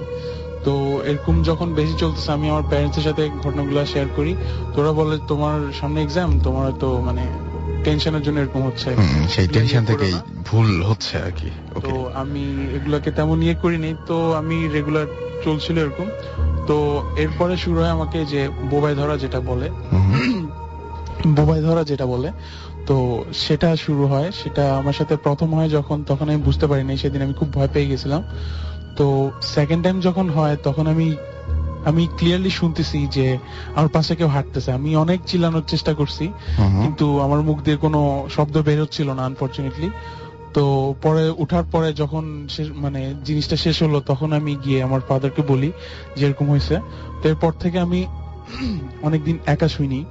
তো আমার এসএসসি পরীক্ষা শেষ হলো, এরপরে আবার এগুলো চলতেছিল, তত বেশি ছিল না, কিন্তু এই ডিউরিং এই টাইমটার মধ্যে আমি কিছু স্বপ্ন দেখছি। স্বপ্নগুলার থিম একটাই ছিল যে আমি স্বপ্নগুলো যেভাবে শুরু হয় শেষ হয় এভাবে, যে আমি অনেক উপর থেকে পড়লাম কোথাও, কিন্তু ইভেনচুয়ালি আমি সার্ভাইভ করে যাই। স্বপ্নগুলোর মিনিং আমি কখনো খুঁজে পাইনি। অনেকবার সাধারণত আমি অনেকবার শুনেছি এরকম যে খুব উইক থাকলে তখন এরকম ধরনের স্বপ্ন মানুষ দেখতে পারে। হ্যাঁ, আমাকেও এটা বলা হয়েছিল যে তোমার হয়তো পরীক্ষার কারণে এরকম হয়েছে, কিন্তু আমার ওই সময় এরকম কোনো সিচুয়েশন ছিল না। এটা হচ্ছে তো আমি এটা আগে রিয়েলাইজ করি নাই তো প্রবলেমটা কোথা থেকে আসতেছে। তো আমি আমার এসএসসি পরীক্ষার পরে লাইক 3-4 মাস পরে আমি ফোনে কথা বলছিলাম ফ্রেন্ডের সাথে। তো হঠাৎ করে আমার জানলার পাশে ছিলাম, তো আমার বাসা 6 তলায়। তো আমি সামনে দেখলাম বিল্ডিং এর সামনে যে আমার সামনে একটা মাঠ আছে, মাঠের সামনে একটা ছোট বাগানের মতো আছে। আসলে ওটা বাগান ছিল না, ওটা ছিল কবর, ওটা আমি আগে জানতাম না। তো ওটার পাশে একটা বিল্ডিং আছে 2 তলা, ওটার পাশে বড় একটা গাছ আছে। তো আমি ছাদের উপরে অনেকক্ষণ ধরে দেখতেছি সাদা একটা ফিগার, লম্বা একটা ফিগার অনেকক্ষণ ধরে নড়াচড়া করতেছিল। তো আমি অনেকক্ষণ নড়াচড়া যখন করতেছি, আমি আমার ফ্রেন্ডকে বললাম যে দেখ এরকম এরকম দেখতেছি। বলে না, তুই তো ভুল দেখতেছস। তো আমি তখন রুমের লাইটটা জ্বালালাম। তো লাইট জ্বালানোর সাথে সাথে ওটা গাছের মধ্যে গিয়ে ভ্যানিশ হয়ে গেল। তো এই ঘটনাটা গেল, আমি করলাম। এটা লাস্ট উইকে আমার সাথে হয়েছে। লাস্ট উইকে আমি চিটং এ ছিলাম, যে আপনাদের শো শেষ হওয়ার পরে লাইক 2:30টার দিকে। তো আমার ফ্রেন্ড ফোন করছিল, বাইরে থাকে সে। তো তার সাথে আমি যখন কথা বলতেছি, তো সেম থিং, আমি কথা বলার সময় দেখলাম যে সেরকম সেম ডুপ্লিকেট একটা ফিগার সে বিল্ডিং এর ছাদের উপরেই নড়াচড়া করতেছে। এবং নড়াচড়া করতে করতে যেই মাত্র আমি লাইটটা জ্বালালাম রুমে, সাথে সাথে সে মানে ভ্যানিশ হয়ে গেল গাছের কাছে গিয়ে। তো আমি সাথে সাথে গিয়ে আমার প্যারেন্টস কে জানাইছি ঘটনাটা। তো ওনারা বললো ওখানে কবরস্থান আছে, আর তোমাকে তো বলছি রাতেবেলা এত রাত পর্যন্ত জেগে থাকো না। তো আমাকে বাসা থেকে সবসময় নিষেধ করা হয় যে এত রাত পর্যন্ত জেগে থাকো না, কারণ 3টা-3:30টার দিকে এই সময়গুলো ভালো না। তো আমি যেহেতু অভ্যাস হয়ে গেছে, কারণ আমি এখন হয় না, আমার ফজর নামাজের আগে আমি ঘুমাতে পারি না, এখন অভ্যাস হয়ে গেছে এটা। আগে জোর করে সজাগ থাকতে হতো। তো এর আগে ঘুমালে যেদিনই ঘুমাইতাম এরকম হতো। আমি ঢাকায় যখন শিফট করি ইভেনচুয়ালি, তো আমি যখন ঢাকায় শিফট করি আমি ভার্সিটিতে উঠার পরে, তো ঢাকায় চলে আসার পরে আমি প্রথমে লেক সিটিতে ছিলাম, এরপরে আসি আমি বসুন্ধরাতে। তো বসুন্ধরায় আমি প্রথম যে বাসাটাতে উঠি সেটা ছিল একটা আন্ডার কনস্ট্রাকশন বিল্ডিং এর সামনে। তো ওখানে শুধু পাশে আমাদের তেমন কিছু ছিল না, খোলা ময়লার স্তূপ ছিল আমাদের বিল্ডিং এর পাশে। তো আমি যে রুমটাতে ছিলাম সেখানে প্রায় আমি 6 মান্থসের মতো স্টে করি, কিন্তু আমার তেমন কোনো কিছু ফিল হয়নি। আমার মাঝখানে কাজিন ছিল আমার সাথে 3 দিনের মতো, তো 3 দিন 2 রাত। তো তখন সে থাকার সময় আমি রাতে খেয়াল করছি যে সে ঘুমাতে পারছে না। তো সে যখন ব্যাক করে তার বাসায়, তো আমাকে বলে যে তুই কি বাসা ছেড়ে দিছস? আমি বললাম হ্যাঁ, আমি 1 মাস আগে বাসা ছেড়ে দিছি। তো তোকে এখন একটা ঘটনা বলি, তোর ওখানে যে ছিলাম আমি কিন্তু রাতে ঘুমাতে পারিনি। আমার খুব অস্বস্তি লাগতো, মনে হতো যে আমার আশেপাশে কেউ আছে। আমার হঠাৎ গরম, হঠাৎ ঠান্ডা, মানে খুব খারাপ লাগতো। তো আমি বললাম যে হতে পারে, আমার কিন্তু কখনো লাগে নাই, আমি কিন্তু একদম ভালো মতোই ছিলাম ওখানে। তো আমি চলে আসার পরে ওখানে আমার একটা ফ্রেন্ড উঠে সেম জায়গাতে, সেম রুমে। তো ওর সাথে একদিন দেখা হয়। তো আমি ওর কথা বলতে বলতে সে আমাকে কথাটা শেয়ার করলো যে দোস্ত তুই কি ওখানে এরকম কিছু ফিল করছস? আমি বললাম কি? বলে যে আমি তো ওখানে থাকি, তো মনে হয় কেউ যেন আমার আশেপাশে আছে, সবসময় মনে হয়। আর যখন ঘরে একা থাকি তখন আরো বেশি হয়। রাতেবেলা ঘুমের থেকে উঠায় দেয়, সন্ধ্যার সময় আসরের নামাজের টাইমে করে, আসরের নামাজের টাইমে আমাকে ঘুমের থেকে ধাক্কা দিয়ে তুলে দেয়। আমি ক্লিয়ার ফুটস্টেপ শুনি। আমি বললাম না, আমি তো শুনি না। আমি বললাম তুই তো হাজি, ও হজ করা একজন। তো আমি বললাম তুই তো হাজি মানুষ, তোর সাথে তো এরকম হওয়ার কথা না। বলে যে না, কিন্তু আমার কোনো ক্ষতি হয়নি এখনো, আমি এগুলো একদম রেগুলার শুনতেছি, তো আমার তো এগুলো ভয় লাগছে। তো আমি ওকে এগুলো বলি না এখনো, হয়তো এখন রেডিও শুনলে সে জানবে যে আসলে ওখানে আমার কাজিনও সেম জিনিস ফিল করছে। তো এরপর আমি যে বাসায় যাই সেখানে আমার ছিল, সেটা একটা নতুন বিল্ডিং ছিল, আমরা একদম টপ ফ্লোরে বাসা নেই, আমরা 4 জন। তো নতুন বাসা নেওয়ার পরে থার্ড রাত যেটা ছিল, সে রাতে আমি বাসার ছাদের উপরে, আমার যে রুমটা ঠিক সেটার উপরে। এটা আরেকটা বাসার ঘটনা বলছেন জি আপনি? জি জি। আচ্ছা, আমরা একটু সংক্ষিপ্ত করে শুনি, হ্যাঁ, মানে অনেক মানে মূল ঘটনাটা চলে যাই আমরা। তো ছাদের উপরে অনেক নয়েজ ছিল, তো আমার রুম ফ্ল্যাটমেট যারা ছিল সবাইকে আমি ডেকে এনে শোনালাম। তো আমরা পরে যখন আওয়াজ বেশি হয়ে গেছে, আমরা উপরে গিয়ে দেখলাম যে ওখানে কেউ ছিল না, কারণ রাতেবেলা ছাদে কেউ থাকার কথা না, তখন 2:30 বাজে, আর ছাদে দরজাও লক করা ছিল।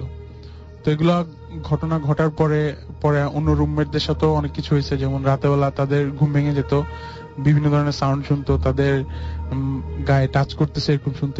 ইভেন আমাদের পাশের বাসা যেটা ছিল সেখানে এরকম হয়েছে একদিন রাতে যে তাদের জিনিসপত্র ভাঙচুর হয়েছে। বাসায় শুধু একজন ছিল, জিনিসপত্র ভাঙচুর হয়েছে।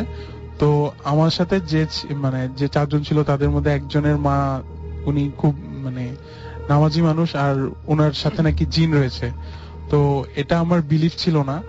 তো উনি শেষ পর্যন্ত একদিন আমাদের বাসা ছিল, একদিন অ্যাকচুয়ালি 1 সপ্তাহ ছিল। তো এর মধ্যে উনি একদিন আমাকে ডাকে, উনি কিন্তু কিছু জানতো না যে আমার প্রবলেমটা কি। তো উনি আমাকে ডাকার পরে একদিন উনি বলল যে তুমি এদিকে আসো একটু দেখি। তো আমি বললাম যে কি আন্টি, কোনো সমস্যা হয়েছে? বলে যে না, তুমি একটু তোমার হাতটা দাও। তো আমি হাতটা দিলাম আমাকে, উনি বললো যে তুমি সোজা হয়ে দাঁড়াও আর নড়বা না। তো আমি সোজা দাঁড়িয়েছিলাম, উনি আমার হাতের একদম শেষ আঙ্গুলটা ধরলো, উনি ধরে কোন সূরা পড়লো, উনি চোখ বন্ধ করে অনেক আস্তে ভাবে পড়লো। তো প্রায় 1 মিনিটের মতো এরকম।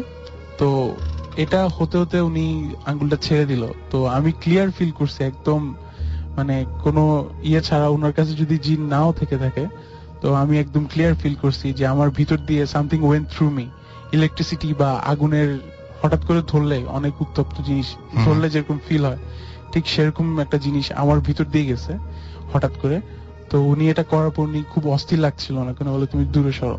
তো আমি গেলাম, দূরে সরলাম। তো উনি বললো যে আচ্ছা ঠিক আছে যাও। আমি বললাম আন্টি কি হয়েছে? তো বলে যে ভয় পেও না, তোমার সাথে হয়তো আছে। আমি বললাম কি আছে? বলে যে তোমার আশেপাশে একটা জিন থাকে। তো আমি বললাম যে আমার বিশ্বাস হচ্ছে না। তো বলে যে থাকে, তুমি ইচ্ছা করলে দেখতে পারবা, তুমি যদি চাও খুব করো তাহলে হয়তো দেখতে পারবা, কিন্তু এটা করো না কখনো, কারণ একবার যদি আসে তো যাবে না। আর আমার কাছে যেহেতু আছে আমি জানি। ওকে, তো আপনি বলছেন যে আপনার সাথে এরকম কোন একটা কিছু আছে যেটা আপনি ফিল করতে পারেন, এবং এভাবে আপনি ফিল করেছিলেন। আমার আশেপাশে ফিল, উনি বলেছে যেটা আমি দেখেছি আমার সাথে, আমি নিজে দেখতেছি যে আমার আশেপাশে হচ্ছে, কিন্তু আমার সাথে এখন আর হয় না। ওকে, আচ্ছা, আমি বুঝতে পেরেছি আসলে ঘটনাগুলো একটা থেকে আরেকটা দিকে অন্যদিকে চলে যাচ্ছে, ঠিক গুছিয়ে বোঝা যাচ্ছে না। আচ্ছা, যাই হোক, আমি বুঝতে পারলাম যে আপনার সাথে এরকম ধরনের ঘটনা আছে, এবং আপনি যেটা বলছিলেন যে আপনার ফ্রেন্ড সার্কেলের অনেকেই তিনি এরকম ভাবে একইভাবে টেস্ট করেছেন, আমাকে বাইরে বলছিলেন আপনি, বাট তাদের মধ্যে এরকম কোনো সমস্যা হয়নি, কিন্তু আপনার মধ্যে সমস্যা পাওয়া গেছে, এবং দ্যাটস ওয়াই আপনার সাথে এরকম কোনো ঘটনা অনবরত ঘটতে থাকে। ওকে, আমরা চলে যাই আপনার ফ্রেন্ডের কাছে, এবং তারও একটা ঘটনা রয়েছে ছোট, আমি ছোট্ট করে সেই ঘটনাটাও শুনতে চাই একটু। হ্যালো লিসনার্স, আমি কাউসার আরাফাত, মেডিকেল স্টুডেন্ট। ফার্স্ট টাইমে হ্যাঁ বলবো আমার ছোট বোনকে আর আমার ফ্রেন্ড আসিফ, রাহাত, যারা শুনতেছে, মুভা। আমার ঘটনাটা বেশি বড় না অ্যাকচুয়ালি। এই যখন মাঝে মাঝে চিটাং যাই বন্ধে, তখন রাতে আমি আর আমার ফ্রেন্ডরা বের হই। তো একদিন আমি আর শুভই বের হয়েছিলাম গাড়ি নিয়ে রাতে ভাটির দিকে, ভাটির দিকে গেছি, কিন্তু প্ল্যান ছিল না, হঠাৎ করেই। আপনিও চিটাগং এর, রাইট? আমি চিটাং এর, হ্যাঁ, এখানে ঢাকা মেডিকেল স্টুডেন্ট। তো ভাটির দিকে যাচ্ছিলাম হঠাৎ করে, তো রাস্তা পুরাই খালি, ওখানে বিকেলের পরে তেমন একটা মানুষজন থাকে না। তারপর আমরা ওখানে যাচ্ছি, তো শুভকে বললাম এই একটু ফাজলামি করা দরকার, দেখ কি করি। তো দুষ্টুমি করতেছিলাম 2 জন মিলে। তো হঠাৎ করে আমার মনে হলো রাস্তা পুরো খালি, আশেপাশে কিছু নাই, একদম স্মুথ রাস্তা, তেমন গর্ত নাই, কিছু নাই। তো হঠাৎ করে দেখলাম একটা সাদা কি যেন একটা আলোর মতো নাকি কাপড়, আমি বুঝলাম না ঠিকভাবে, আমার গাড়ির সামনে দিয়ে পাস করলো। আচ্ছা, তো আমি শুভকে আজ করলাম, শুভ দেখছোস? তখন শুভ বললো না, ও নোটিস করে নাই, ও লাইক অন্য কিছু দেখতেছিল। তো তখন আমি অতটা ইয়ে করি নাই, আমি মনে করছি হয়তো অন্য কিছু হবে, তো আমি পাত্তা দিই নাই অতটা। তারপর এর কিছুক্ষণ পরেই হঠাৎ করে একটা সাউন্ড শুনলাম। রাস্তাটা এত স্মুথ যে ওরকম সাউন্ড হওয়ার কোনো মানে পসিবিলিটি নাই। তারপর আমি ওইটাও ইগনোর করে গেলাম। দেন কিছুক্ষণ ঘোরাঘুরি করলাম ওইদিকে। দেন ব্যাক করার টাইমে তখন আবার সেম জিনিসটাই হইলো। তখন একদম এক্সাক্ট সেম জিনিসটাই দেখলাম, মনে হলো কিছু একটা আবারও ওইরকম পাস করছে আমার গাড়ির সামনে দিয়ে, এন্ড একদম সেম জায়গায় ওরকম মনে হয়েছে, কারণ কিছু একটা আমি নোটিস করছিলাম আশেপাশে, ওখানে একটা দোকান। তারপর তখন শুভ এখন দেখছো? শুভ তখন দেখলাম একটু চুপ, বলছে হ্যাঁ আমিও নোটিস করছি জিনিসটা। তো আমি বললাম কি ছেলেটা, বলছে আই ডোন্ট নো। তারপর দুইজন আর তেমন একটা ইয়ে করলাম না, চলে আসলাম। পরে কয়েকদিন পর আবার ওইদিকে বিকেল দিকে যাওয়া হয়েছে। বিকেল দিকে যাওয়ার পর তো ওখানে এক জায়গায় দাঁড়িয়ে আমরা ফুচকা খাচ্ছিলাম। তো হঠাৎ করে একজন ওখানে আমাকে জিজ্ঞেস করলাম, মামা এদিকে কি এরকম খারাপ কিছু হয় বা সামথিং ওই টাইপের কিছু আছে নাকি, লাইক ভূত টুত বা ওরকম কিছু? তখন মামা বললো যে মামা রাতে তো আমরা এদিকে থাকি না, এদিকে তো কোনো মানুষজনই থাকে না, কারণ ভাটিয়ার ওইদিকে একদম খালি রাস্তা, ওইদিকে খুব একদম নির্জন, লাইক বলতে গেলে যে কেউ গেলে এমনি ভয় পাবে। তো বলে যে আমরা থাকি না, তবে শুনছি এখানে অতটা ভালো ইয়ে না রাতে, লাইক এরকম কি কি যেন শুনছো, এক্সাক্ট কিছু বলতে পারেন। এটাও কি আপনারা মনে করেন যে আসলে আপনার ফ্রেন্ড আপনার সঙ্গে ছিল বলে এরকম কোনো ঘটনা ঘটেছে? আমি শিওর না, কারণ আমার বাসার পাশেই বিশাল একটা কবরস্থান, ছোটকাল থেকে দেখতেছি, কিন্তু আমার লাইফে এরকম কিছু ঘটে নাই, এন্ড আমি এগুলো কিছু বিলিভও করি না। আচ্ছা, এছাড়াও যে ফারনান, আপনিও বলছিলেন যে আপনার কাছেও এরকম, মানে আপনিও অনেক কিছু একটা সমস্যা ফেস করেছেন, একটু ছোট্ট করে বলা যায় সেই ঘটনাটা? হোস্টেলে যখন ছিলাম তখন যেটা হয়েছিল যে আমাদের হোস্টেলে মেইনলি বাথরুম নিয়ে ঘটনাগুলো বেশি ঘটতো, এবং সেটা ছিল মিরপুরের একটা জায়গায়। তো সেখানে মেইনলি যেটা প্রথমে হয়, আমার যারা রুমমেট ছিল তারা দেখতো যে যখন তারা একজন হোস্টেলের বাথরুমে যেত, তখন তারা তাদের হঠাৎ করে বাইরে দিয়ে কি জানি লাইট অফ করে দিত। আচ্ছা, তারা মনে করতো যে হয়তো কেউ ফান করে করতেছে, কিন্তু একসময় তারা যখন সবাই সিরিয়াসলি বলল যে আমরা আসলে কেউ এরকম করতাম না, তখন আসলে ব্যাপারটা বোঝা গেল। আর ওই হোস্টেলটা, আমরা যে রুমটাতে থাকতাম ঠিক নিচের ফ্লোরই ছিল লাশ কাটার ঘর। তো সবাই একটু ভয় পেত, এবং এক্স্যাক্টলি ওই হোস্টেলের ঠিক ছাদ থেকেও একজন সুইসাইড করছিল, এরকম একটা ঘটনা শুনতে পাওয়া যায়। আর আমার সাথে যেটা ফাইনালি ওখানে হয়েছিল সেটা হচ্ছে যে, মানে আমাদের ওখানে প্রচুর মশা ছিল, তো আমরা ওই একটা থালার ভিতরে মানে মশার কয়েল জ্বালিয়ে রাখতাম রাতের বেলা। তো আমি একদিন হঠাৎ করে রাতে 12:30 একটা দিকে ঘুমাইছি, রাতে সবাই ঘুম, হোস্টেল রুমে সবাই ঘুম। তো একসময় হঠাৎ করে দেখি যে মানে আমার ঘুমের মধ্যে মনে হচ্ছিল যে আমার রুমে কেউ হাঁটতেছে, মানে কেউ হাঁটলে যেরকম একটা শব্দ সাউন্ড শোনা যায় সেরকম একটা সাউন্ড। তো হঠাৎ করে ওই আমার মনে হচ্ছে যে আমার যে রুম, আমার যে বেডের পাশে যে থালাটা, ঠিক সেটাতে হয়তো বা কেউ পাড়া দিছে, এরকম যে ঝনঝন করে শব্দ ওঠে। তো তখন আমি হঠাৎ ভয় পেয়ে গেলাম, অনেক চিন্তা করলাম যে কে আসলো হঠাৎ আমার বেডের সামনে। তখন আমি জাস্ট আমার উপর থেকে যে আমার ব্ল্যাঙ্কেট ছিল সেটা সরালাম, তারপর দেখলাম যে আমার পাশে কেউ নেই। তারপর সবাই ঘুম থেকে উঠলো, সবাইকে বললাম যে তোরা কি কেউ আসছিলি? তখন ওরা সবাই অস্বীকার বললো যে আমরা কেউ এরকম আসিনি। তো তারপর থেকে মেনলি আমাদের মানে আমি ওখান থেকে চলে আসি, বাসায় শিফট হয়ে যাই। পরে আর আমার সাথে তেমন কিছু হয়নি, কিন্তু ওই হাসপাতাল সম্পর্কে যেটা আমি জানি, মানে আমাদের হোস্টেলে ছিল হাসপাতালের ঠিক ফ্রন্ট ফ্লোরে, মানে একদম উপরের তলায় ছিল আমাদের হোস্টেলটা। যেটা শুনি যে ওই হাসপাতালে ছিল মিরপুর এলাকার অনেক পুরনো একটা হাসপাতাল, এবং ওই হাসপাতালে দেখা যেত যে অনেক যুদ্ধের সময় অনেক লাশ বা অনেকে যারা মুমূর্ষু রোগীদের নিয়ে আসা হয়তো, কিন্তু ডাক্তারের অভাবে বা ডাক্তার থাকতো না হয়তো বা যুদ্ধের সময়, এরকম অনেকে অকালে মারা যায় এবং তাদের লাশ ওখানেই পচে যায়। এরকম অনেক ঘটনাই আমরা শুনতে পাই সেখান থেকে, ওই জায়গাটায়। ওকে, সো আমি দেখতে পাচ্ছি এর মধ্যে অনেকগুলো SMS চলে এসেছে। কবির রাসেল আমাকে SMS করেছেন যে আমার ফোনে ব্যালেন্স শেষ, তবু একটা SMS পড়া হচ্ছে না। ফ্রম খুলনা থেকে বলেছেন আমি SMS পড়ে ফেললাম। ফারহানা বরিশাল থেকে লিখেছেন ভাইয়া আমার SMS পড়া হয় না কেন। রবিউল আমাকে খুলনা থেকে SMS করেছেন, তিনি ভয় পেয়েছেন এবং ভূত FM শুনছেন। তারপর জনি খুলনা থেকে SMS করেছেন, তিনি বলছেন তিনি খুব গরিব, তার SMSটা পড়ে ফেলতে, তার SMS আমি পড়ে ফেললাম। আকাশ রামপুর থেকে SMS করেছেন। এছাড়াও মিজান আমাকে রাজশাহী থেকে SMS করেছেন। জুনায়েদ জুহি মুসা আমাকে SMS করেছেন শান্তিনগর থেকে। রাকিব সাভার থেকে লিখেছেন যে আমার মনে হয় যে আমি অনেক SMS সেন্ড করেছি, এটা পড়ে ফেললাম। মাই নেম ইজ সিমরান, তিনি আমাদের সঙ্গে আছেন, এখন শুনছেন আমাদের সাথে ভূত FM। এবং সানাউল্লাহ তিনি আমাদের SMS করেছেন মিরপুর 6 থেকে। অলরাইট, এছাড়াও দেখতে পাচ্ছি যে আরো অনেকেই আমাকে এসএমএস করেছেন, তার মধ্যে শাহেদ চট্টগ্রাম থেকে, আমাদেরকে তাইফুর রামপাল, তিনি বলছেন যে রাসেল কেমন আছো, সবসময় ভালো থাকি, সবসময় ভালোর দলে। এছাড়াও আমাকে এসএমএস করেছেন দেখতে পাচ্ছি রাজু হচ্ছে জালালাবাদ থেকে আমাদের এসএমএস করেছেন, মাহি, মৌরিন, রিমা, স্বর্ণা সিলেট থেকে আমাদের এসএমএস করেছেন। সব কাজিন বসে তারা একসাথে ভূত এফএম শুনছেন। থ্যাংক ইউ আমাদের সঙ্গে যারা এখন আছেন এখন পর্যন্ত, তাদের সবাইকে অনেক ধন্যবাদ আমাদেরকে। এছাড়াও দেখতে পাচ্ছি এসএমএস করেছেন আজওয়াদ সহ আরো অনেকে। এছাড়াও আমাদেরকে চিটাগং থেকে কেউ একজন এসএমএস করেছেন, তারা সবাই বলছেন আমি, জয়, নাইনা, জেরিন, হাসিব, তারা 5 জন ভূত এফএম শুনছেন। আমাকে মিল্টন আবারও দাসপাড়া নরসিংদী থেকে এসএমএস করেছেন। ওকে, সো যারা এসএমএস করতে পারেননি বা এসএমএস করতে চাচ্ছেন তাদেরকে নিয়মটি আরো একবার বলে দিচ্ছি। মোবাইলের মেসেজ অপশনে গিয়ে টাইপ করুন SHOUT শাউট স্পেস আপনার নাম স্পেস আপনার মেসেজ পাঠিয়ে দিন 9840 নাম্বারে। আমি চলে যাচ্ছি পরবর্তী ঘটনায়। আমার কাছে একটি ছোট্ট ঘটনা রয়েছে এবং এই ঘটনাটি পাঠিয়েছেন আমাদের একজন লিসনার। সেই ঘটনাটি আমি আপনাদের শোনাবো। আমাকে লিখেছেন যে হ্যালো, আমি মোহাম্মদ মহিনুল ইসলাম রনি, আমি ফার্মগেট ঢাকা থাকি। আমি এখন যে ঘটনাটা বলবো তা আমার দাদির কাছ থেকে শোনা। আমার দাদির মতে ঘটনাটি সত্যি। বর্তমানে আমার দাদি খুব অসুস্থ, তাই আপনারা সবাই তার জন্য দোয়া করবেন। আমার ঘটনা শুরু এখানে এক গ্রামে, যদিও দাদি গ্রামের নাম বলেননি। সেই গ্রামে এক দম্পতি ছিল, তাদের কোনো সন্তান ছিল না। তবে সেই মহিলা খুব রূপচর্চা করত এবং সাজগোজ করে থাকতো। তার স্বামী ও তার গুরুজনের কথা মানত না। একদিন হঠাৎ সেই মহিলা কঠিন জ্বরে মারা যায়। পরে তাকে দাফন করা হয়। তার স্বামী খুব ভেঙে পড়ে এবং সে যেটা করে সেটা হচ্ছে যে যদিও সেই মহিলা তার স্বামীর কথা শুনতো না, তবুও স্বামী তাকে মন প্রাণ দিয়ে ভালোবাসতো। মারা যাওয়ার 2 দিন পর রাতে সেই মহিলার স্বামী এক খারাপ ও ভয়ঙ্কর দুঃস্বপ্ন দেখে তার স্ত্রীর আযাব হচ্ছে, যেমন আগুনে পুরানো একটা শেপ এবং একটা সাপ এবং কামড় দিচ্ছে। এই সমস্ত সব স্বপ্ন তিনি দেখেন।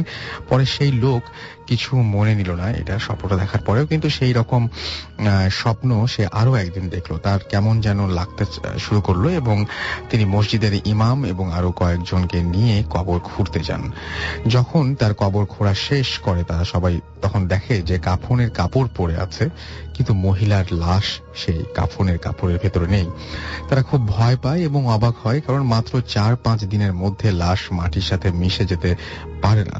আবার শিয়াল যদি খেয়ে থাকে তবে তার চিহ্ন থাকতে হবে, সেই চিহ্ন ছিল না। পরে লোকটা তার ঘরে ফিরে যায়।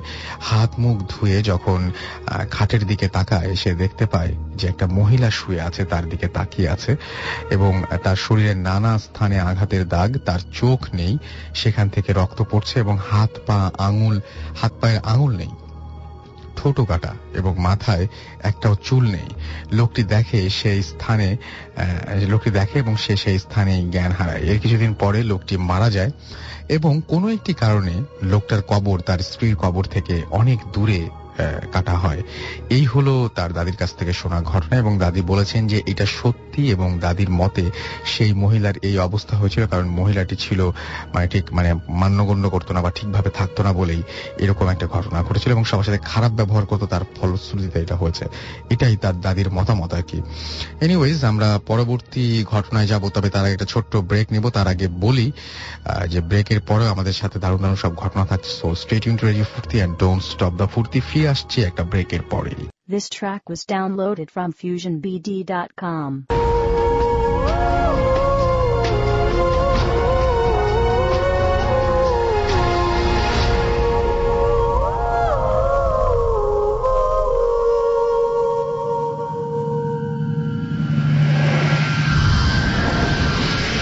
What FM? Haunted by Airtel.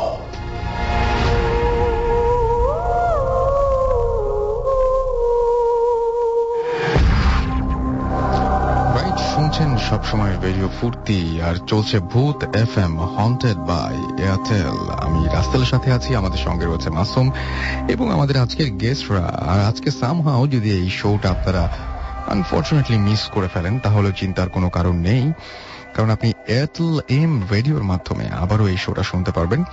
আমার মনে হচ্ছে কিছুক্ষণের মধ্যে আমার গলা ভেঙে যাবে।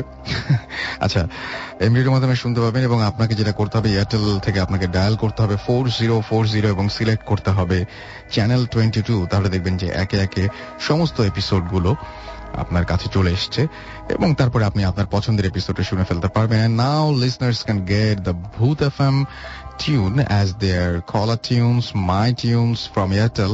Bhoot FM tune code is 92125 and you can activate it by sending a SMS.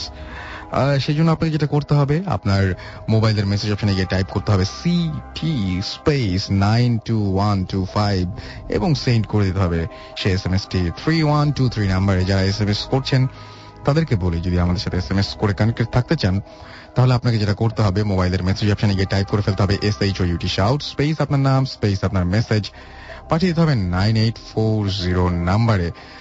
আচ্ছা, আমাকে এছাড়াও আমাকে বাঁধন এসএমএস করেছেন এবং আমাকে তিনি বলছেন যে ভাই, আমার ছেলে অন্তর আজ 10টা থেকে ওয়েট করছে এবং ভূত এফএম শোনার জন্য, এখনো খুব খুশি। ওকে, এত রাত পর্যন্ত যে এখনো জেগে আছে অন্তর, এই জন্য থ্যাঙ্কস অন্তরকে। শওকত নাজাত ঢাকা থেকে আমাকে এসএমএস করেছেন। তিনি বলছেন যে আমরা হাজবেন্ড ওয়াইফ একসাথে ভূত এফএম শুনছি বেবিকে ঘুম পাড়িয়ে। বাবা, খুব ভালো কাজ করেছেন, নাহলে ডিস্টার্ব হতো হয়তো। আচ্ছা, স্বপন নিক্সন আতাউর আজিজ আমাদেরকে মুগদাপাড়া ঢাকা থেকে এসএমএস করেছেন যে রাসেল ভাই, এসএমএস না পড়লে আমরা ভূত এফএম মিস করি। আচ্ছা, ভূত এফএম মিস করি না। আচ্ছা, ভূত এফএম মিস করেন না। ওকে, এছাড়াও আমাকে দেখতে পাচ্ছি যে শ্রাবণী লিখেছে, রাসেল ভাইয়া আর কতগুলো এসএমএস দিলে ভাই, এর চাইতে অনেক বেশি বেশি এসএমএস আমি দেখতে পাচ্ছি। আই এম রিয়েলি সরি যে আপনার এসএমএসটি আমি দেখতে পাইনি। শিমুল ফ্রম রূপগঞ্জ তিনি আমাদের এসএমএস করেছেন। সাইমন চিটাগং থেকে আমাদের এসএমএস করেছেন। এছাড়াও দেখতে পাচ্ছি যে রুসলান আমাদের এসএমএস করেছেন ফ্রম সিলেট। থ্যাঙ্কস রেডিও ফুর্তি এবং এয়ারটেলকে থ্যাঙ্কস দিয়েছেন। ওকে, এছাড়াও আমি দেখতে পাচ্ছি যে আমাকে Chris Gayle, oh my God, I am so lucky যে ক্রিস গেল ইজ হিয়ার এবং তিনি বলেছেন ভূত এফএম রকস। আজকে আপনার যে ট্রিমেন্ডাস পারফরমেন্স, তারপরে তো মানে কি বলবো যে সেই পারফরমেন্স আমি অনেক বেশি মুগ্ধ হয়ে গেছি। এরকম পারফরমেন্স দেখা যায় না। আমি বলছি যে Chris Gayle is not human.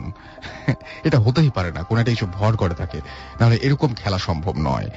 এবং এই যে একটা সেঞ্চুরি আজকে, যে অদ্ভুত একটা century, it's wonderful, it's wonderful.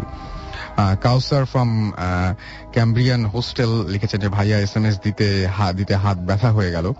ও তাই নাকি? আমি তো বহুত কষ্টের মধ্যে আছি, তারপরে আপনাদের এসএমএস পড়ছি। আচ্ছা, আমাকে এছাড়াও দেখতে পাচ্ছি যে আপনি আমাকে এসএমএস করছেন মনোহর ফ্রম টাঙ্গাইল। এছাড়াও সুজন খুলনা থেকে আমাদের এসএমএস করেছেন। আমি আপাতত আবারও ঘটনায় চলে যাব। আমাদের গেস্ট রয়েছেন এখনো বেশ কিছু। আমার প্রথম যিনি শুরু করছেন আমি তার কাছে আবারও যাচ্ছি। প্লিজ আপনার ঘটনাটা বলবেন। Welcome back listeners, it's me again Irfan. সবার আগে একটু আমি একটা জিনিস ভুল করছি, যেটা ভুল না, অ্যাকচুয়ালি আমার ফ্রেন্ড একজনের নাম মিস করছি, দ্যাটস ওয়াই আমাকে এসএমএস করছে যে ওর নামটা বলার জন্য। সো থ্যাঙ্কস টু ফারহান যে আমাকে ইন্সপায়ার করছে। সো আমি এই স্টোরিটা শুনছি আমার একটা আঙ্কেল থেকে। আমি যখন ছোট ছিলাম তখন দুবাইতে থাকতাম। সো এখন এই স্টোরিটা হয়েছে দুবাইতে ঘটনা। আচ্ছা, সো দুবাইতে আপনার সাধারণত দুবাই টু শারজা রোড থাকে। যারা দুবাইতে আছেন তারা অবভিয়াসলি জানেন যে দুবাই টু শারজা রোড গুলো অনেক বড় থাকে এবং ওখানে কোনো মিনস রোড পারাপারের জন্য কোনো অ্যালাউ নেই। আচ্ছা, সো ওখানে আশেপাশে যেটা থাকে মানে একটা বাউন্ডারি দেওয়া থাকে, লাইক নেট দেওয়া থাকে, যেন কেউ যেন রাস্তায় নাও থামাই, যেন কেউ মানে রোড পারাপার না করে।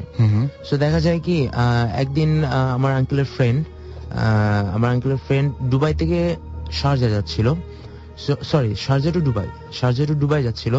তখন উনি চিন্তা করে যে এখন তো অনেক দূরে দিয়ে ঘুরে যেতে হবে, মানে ওনার একটা আইডিয়া মাথায় আসছে যে একটা শর্টকাট ওয়ে আছে, ওই রুটটা দিয়ে যাই। সো এখন ওই রোডটা দিয়ে উনি যখন যাচ্ছিলেন, সাধারণত আমি আগে বলে রাখি যে ওই রোডটাতে কিন্তু সাধারণত কোনো গাড়ি চলাচল করে না। ওইটা রিজনটা আমি পরে বলতেছি। যখন উনি রাস্তা দিয়ে যাচ্ছেন তখন উনার গাড়িটাই ছিল পুরো রোডের মধ্যে, তখন কিন্তু কোনো গাড়ি ছিল না। সো উনি যাচ্ছে যাচ্ছে হঠাৎ করে দেখে, মানে আমি বলে রাখছিলাম যে ওখানে কিন্তু কোনো লোকজন থাকে না আশেপাশে, কারণ ওটা অনেক বড় রোড, ঠিক আছে। এখন যদি আশেপাশে থাকেও একটা অ্যাস্টনিশিং ফ্যাক্ট হচ্ছে এখানের মধ্যে যে আশেপাশে হচ্ছে জাস্ট আপনি যদি রাইট সাইডেও দেখেন সেখানে হচ্ছে আপনার ডেজার্ট, লেফট সাইডেও যদি দেখেন সেটা হচ্ছে ডেজার্ট। এখন হয়তো বা অনেক প্লেস হয়েছে, এখন জায়গা হয়েছে, কিন্তু তখন ইটস অ্যাবাউট 10 years ago, 10 বছর আগের ঘটনা এটা। সো দেখা গেছে কি উনি চালাচ্ছে, হঠাৎ দেখি একটা মহিলা যে জাস্ট ওয়েভিং করতেছে গাড়ি থামাবার জন্য। সো উনি মানে যখন গাড়ির লাইটটা অনেক দূর যায়, সাপোজ রাত্রিবেলা তো বুঝা যায় গাড়ির লাইটটা অনেক দূর পর্যন্ত যায়, আপনি হেডলাইটের কথা বলছেন, হেডলাইটের কথা বলতেছি। সো দেখা যাচ্ছে কি মহিলাটা মানে যখন মানে ড্রাইভারটা যখন দেখে তখন কয়েকটা সেকেন্ডের জন্য চিন্তা করে যে আসলে মানে মহিলাটা এত রাতে এইখানে এমন একটা নির্জন জায়গায় কেন বা দাঁড়িয়ে আছে, এত কিছু মানে ফার্স্টে এই জিনিসটা চিন্তা করছে। তারপর পরদি বল না থাক, মনে কোনো বিপদে পড়ছে অথবা গাড়ি নষ্ট হয়ে গেছে, যে কোনো রিজনই হতে পারে, আমি ওকে জিজ্ঞেস করি কি জন্য। এখন গাড়িটা ঠিক থামাইলো, থামাবার সাথে সাথে মহিলাটা বলে যে আপনি সামনের দিকে যাচ্ছেন, আমাকে একটু লিফট দিবেন। ড্রাইভারকে বলে, ড্রাইভার বলছে ওকে আমি আপনাকে লিফট দিতে পারবো। সো ফাইন, উনি গাড়িতে উঠলো।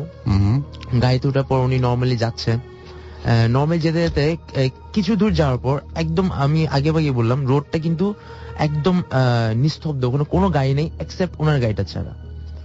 সো এখন যখন কিছু দূর যাওয়ার পর মহিলাটা বলতেছে দাঁড়ান এখানেই থামার, হঠাৎ করে বলতে জাস্ট এখানে থামো। এখন লোকটা বললো আচ্ছা ঠিক আছে, থামলো লোকটা। এখন মহিলাটা যে আপনার টাকাটা দিবে মানে বের হয়ে গেছে, উনি গাড়ির থেকে বের হয়ে গেছে মহিলাটা।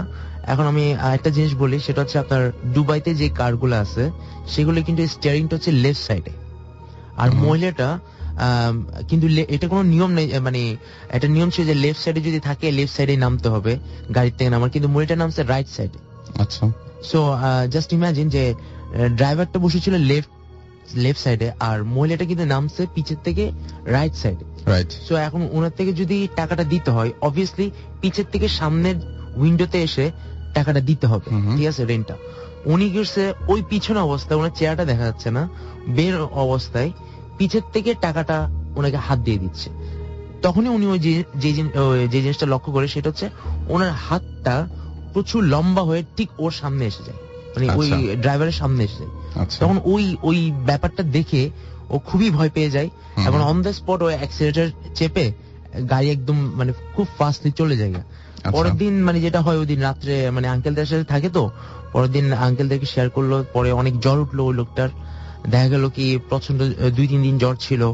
তারপর সাধারণত পরবর্তীতে জানা যায় যে ওই রোডটাতে সাধারণত কোনো গাড়ি এবং কোনো মানুষ চলাচল করে না। রিজনটা হচ্ছে যতবারই ওই জায়গায় যাওয়া যায় মানে যাই কোনো গাড়ি অথবা কোনো মানুষ যায়, ওখানে কিন্তু একটা না একটা অ্যাক্সিডেন্ট হয়। এবং মানুষের থেকে একটা রিউমার শোনা গেছে যেটা যে ওখানের মধ্যে মানে এরকমই সেম, যে একটা মেয়ে অথবা একটা মহিলা লিফট চাই, যদি কোনো কারণে ওদেরকে লিফট না দেওয়া হয় তখন কিন্তু এই দুর্ঘটনাটা ঘটে। এখন রিজন হয় এটা কি এখনো পর্যন্ত চলছে নাকি আর নাই সেটা কিন্তু আমি জানি না। আমি বলে রাখি এই জিনিসটা কিন্তু কোনো বানানো গল্প না, কিছু না, এটা আমার একজনের থেকে শোনা, গল্পটা একজনের থেকে শোনা। দ্যাটস ওয়াই আমি এই জিনিসটা যেভাবে শুনছি আমি সেই জিনিসটা সেভাবে শেয়ার করলেন। অলরাইট, আমার কাছে আরো একটা ঘটনা রয়েছে, আমি সেই ঘটনাটিও পড়ে ফেলতে চাই। আমাকে লিখেছেন, হ্যালো রাসেল ভাই, কেমন আছেন? আমার নাম তামান্না ফেরদৌস তাহেরা, আমি যাত্রাবাড়ি থাকি অ্যান্ড আমি এসএসসি এক্সাম দিচ্ছি। আমি আজ যে ঘটনাটা শেয়ার করব সেটা আমার জীবনে একটা ঘটনা এবং ঘটে যাওয়া একটা ঘটনা। ইট ওয়াজ 19 নভেম্বর 2011। আমি খুব লেট নাইটে ঘুমাই।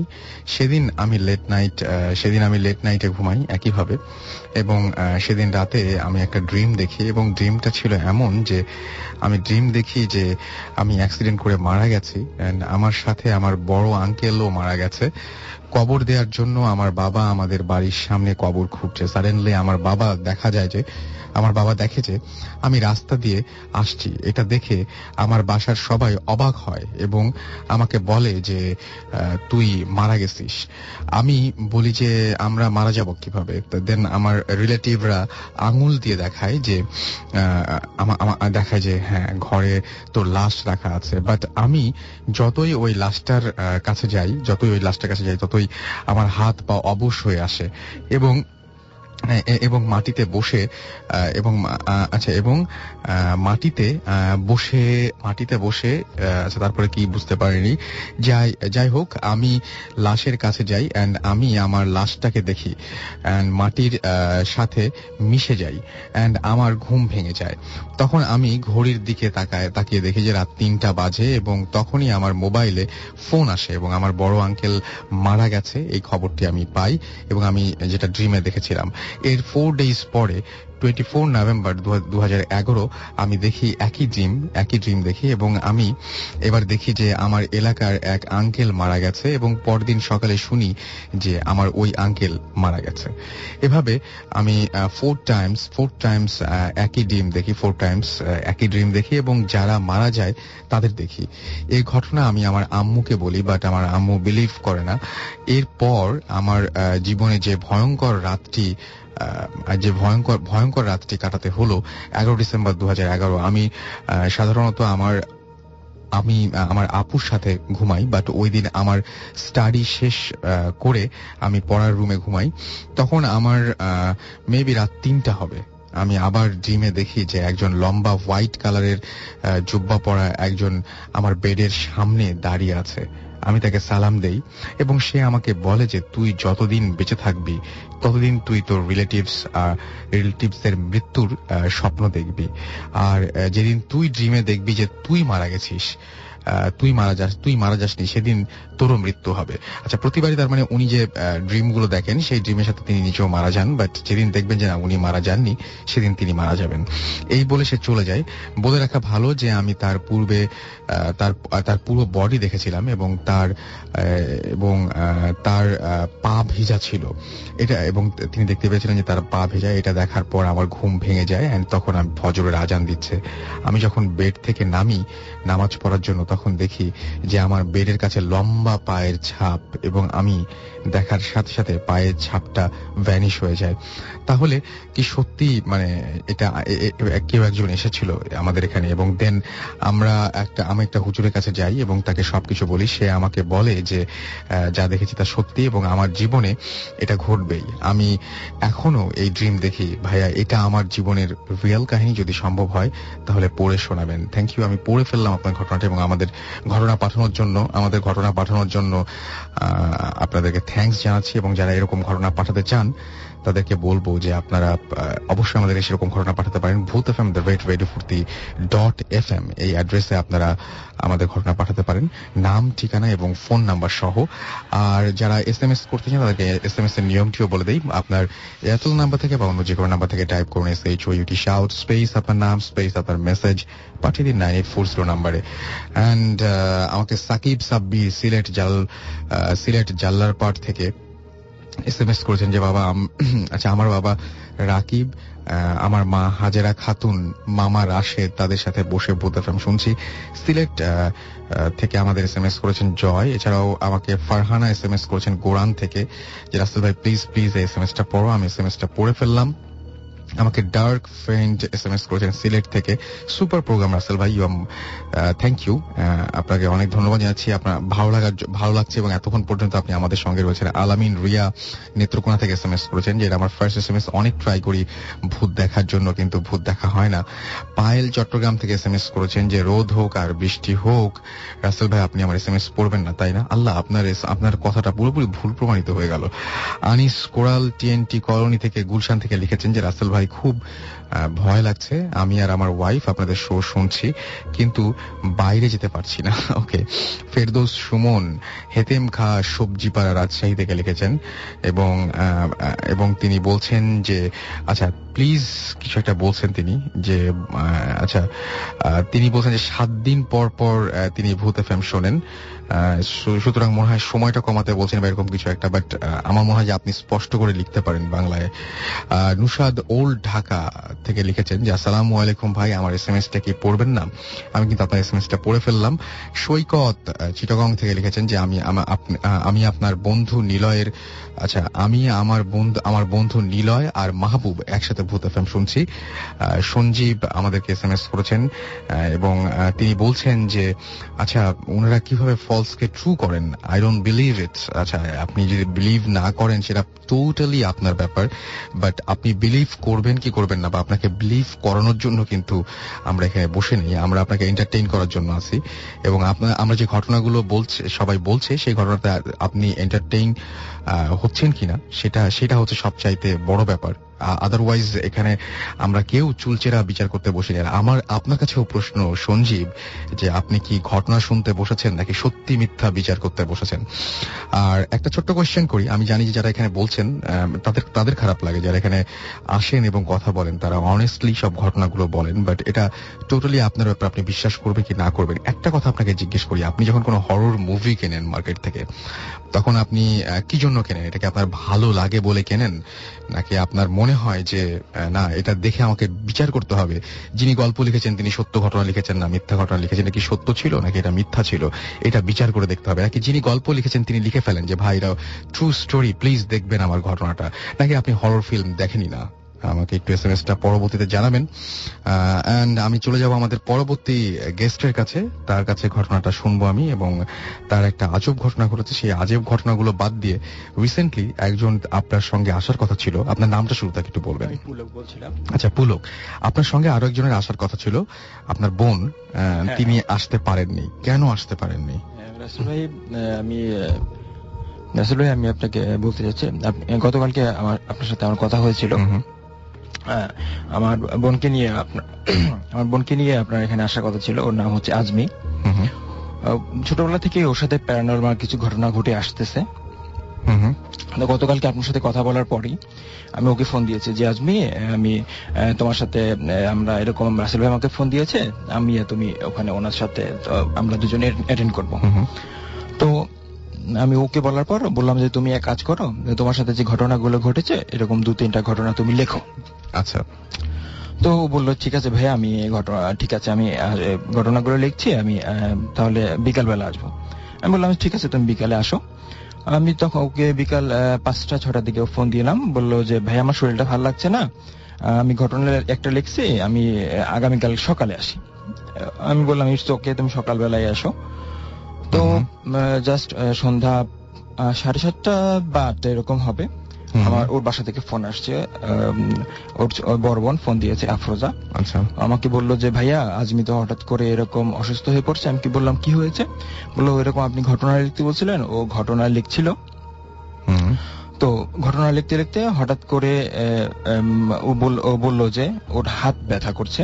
আচ্ছা। এবং সে হাত ব্যথা করার কারণে ঘটনা লিখতে পারছে না। তো ও যখন ঘটনা লিখছিল, প্লিজ বলেন, ওর যখন ঘটনা লিখছিল তখন বিছানায় শুয়েছিল। ও অনুভব করলো যে বিছানার পাশে কে যেন বসে আছে। ও কিন্তু পাশে আসলে কেউ ছিল না। ও মনে করছে যে ওর ভাগ্নিরা পাশে হয়তো আছে, কিন্তু পাশে আসলে অরিজিনালি কেউ ছিল না। কিছুক্ষণ পর দেখলো যে ওর হাতে পেইন শুরু হলো। ও ঘটনা লেখা স্টপ, মানে একদম টোটালি স্টপ হয়ে গেল। তারপরে কিছুক্ষণ পরে ওর হাতটা মানে মোচড় দিয়ে পিছনে ব্যাকে নিয়ে গেছে। কে নিয়ে যাচ্ছে? পাশে কেউই নেই। এবং পাশাপাশি 2টা খাট ছিল, আর খাটে আমাদের এক রিলেটিভ শোয়া ছিল। ও কি করলো কি, সে মরণ অবস্থায় সেই খাটের উপরে থ্রো করলো। কেউ ফিকে, মানে মনে হলো যে ওকে ধাক্কা মেরে ওই খাটের উপরে ফেললো, এবং তার দুজনেই খাটের উপর থেকে নিচে পড়ে গেল। এবং আশেপাশে ওই রুমে ওনারা দুজন ছাড়া কেউই ছিল না, টোটালি কেউ ছিল না। এবং আমাদের বড় বোন এসে দেখলো যে আজমির গাড়ির উপরে দেখা যাচ্ছে যে সাদা রঙের আলো, এবং সে পড়ে আছে অসুস্থ অবস্থায়, এবং কোন জ্ঞান নেই, অজ্ঞান অবস্থায় পড়ে আছে। তারা বিছানার উপরে উঠাইলো ওকে বিছানার উপরে ওঠানোর পরে দেখা গেল যে ওর কোমরে একটা তাবিজ পরা থাকে, 4টা তাবিজ থাকে সেই কোমরে। তাবিজগুলো নাই, তাবিজগুলো নাই। ওনারা তাবিজগুলো খুঁজে তাড়াতাড়ি করে খুঁজে দেখা গেল তাবিজগুলো নিচে পড়ে আছে। তাবিজগুলো ওনারা কোমরে বেঁধে দিল, কিন্তু তারপর ওর হুঁশ আসলো না। এরপরে সূরা জিন এবং অন্যান্য দোয়া দুরূদ পড়ার পরে প্রায় 2 ঘন্টা পরে ওর হুঁশ আসছে। এবং হুঁশ আসার পরে এই ঘটনাগুলো ওকে জিজ্ঞেস করলো যে কি ঘটেছিল। বললো যে এরকম আমার হাতে কে যেন ধরে আমার হাতটা মোচড় দিয়ে আমাকে ওই জায়গায় ফেলাই দিছে। আচ্ছা। এবং এই ধরনের ঘটনা মাঝে মাঝেই ওর সাথে ঘটে। ওকে, থ্যাংক ইউ সো মাচ আপনার ঘটনা শেয়ার করার জন্য। এবং আমি বুঝতে পেরেছি যে দ্যাটস ওয়াই আজকে আপনার সাথে আপনার বোন নেই, আমাদের সাথে আসতে পারেনি এখানে। সে ঘটনাটা শুনছে। ওকে ওকে, থ্যাংক ইউ। আমাকে সুজন SMS করেছেন from Patuakhali science and technology university, faculty doctor of university. আচ্ছা, আমি বুঝি নাই এত লম্বা।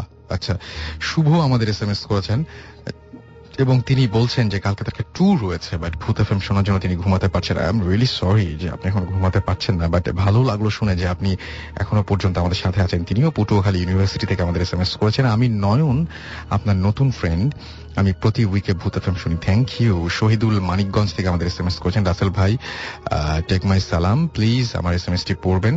আমরা 3 ভাই জামিল, ইমন খোলা আকাশের নিচে বসে ভূত এফএম শুনছি। সাব্বির আমাদের SMS করেছেন পোরশা নওগাঁ থেকে যে রাসেল ভাই, this is my first SMS। বা আপনি খুবই লাকি, আমিও খুব লাকি যে আপনার প্রথম SMS-টা আমি পড়তে পেরেছি। আশিক ফ্রম সিলেট থেকে লিখেছেন যে ভাইয়া তুমি কি আমার SMS-টা পড়বা না, নাকি আমি আর SMS পাঠাবো না? আপনি অবশ্যই SMS পাঠাতে পারেন, আপনার SMS আমি পড়ে ফেলেছি। জমি সিলেট থেকে লিখেছেন, হ্যালো রাসেল ভাই, জুজুর স্টোরিটা বলবা কি? জুজুর স্টোরিটা আমি আজকে বলছি না, বাট আমি কথা দিচ্ছি যে খুব দ্রুত জুজুর পুরো এপিসোডটাই আমি রিপিট করব।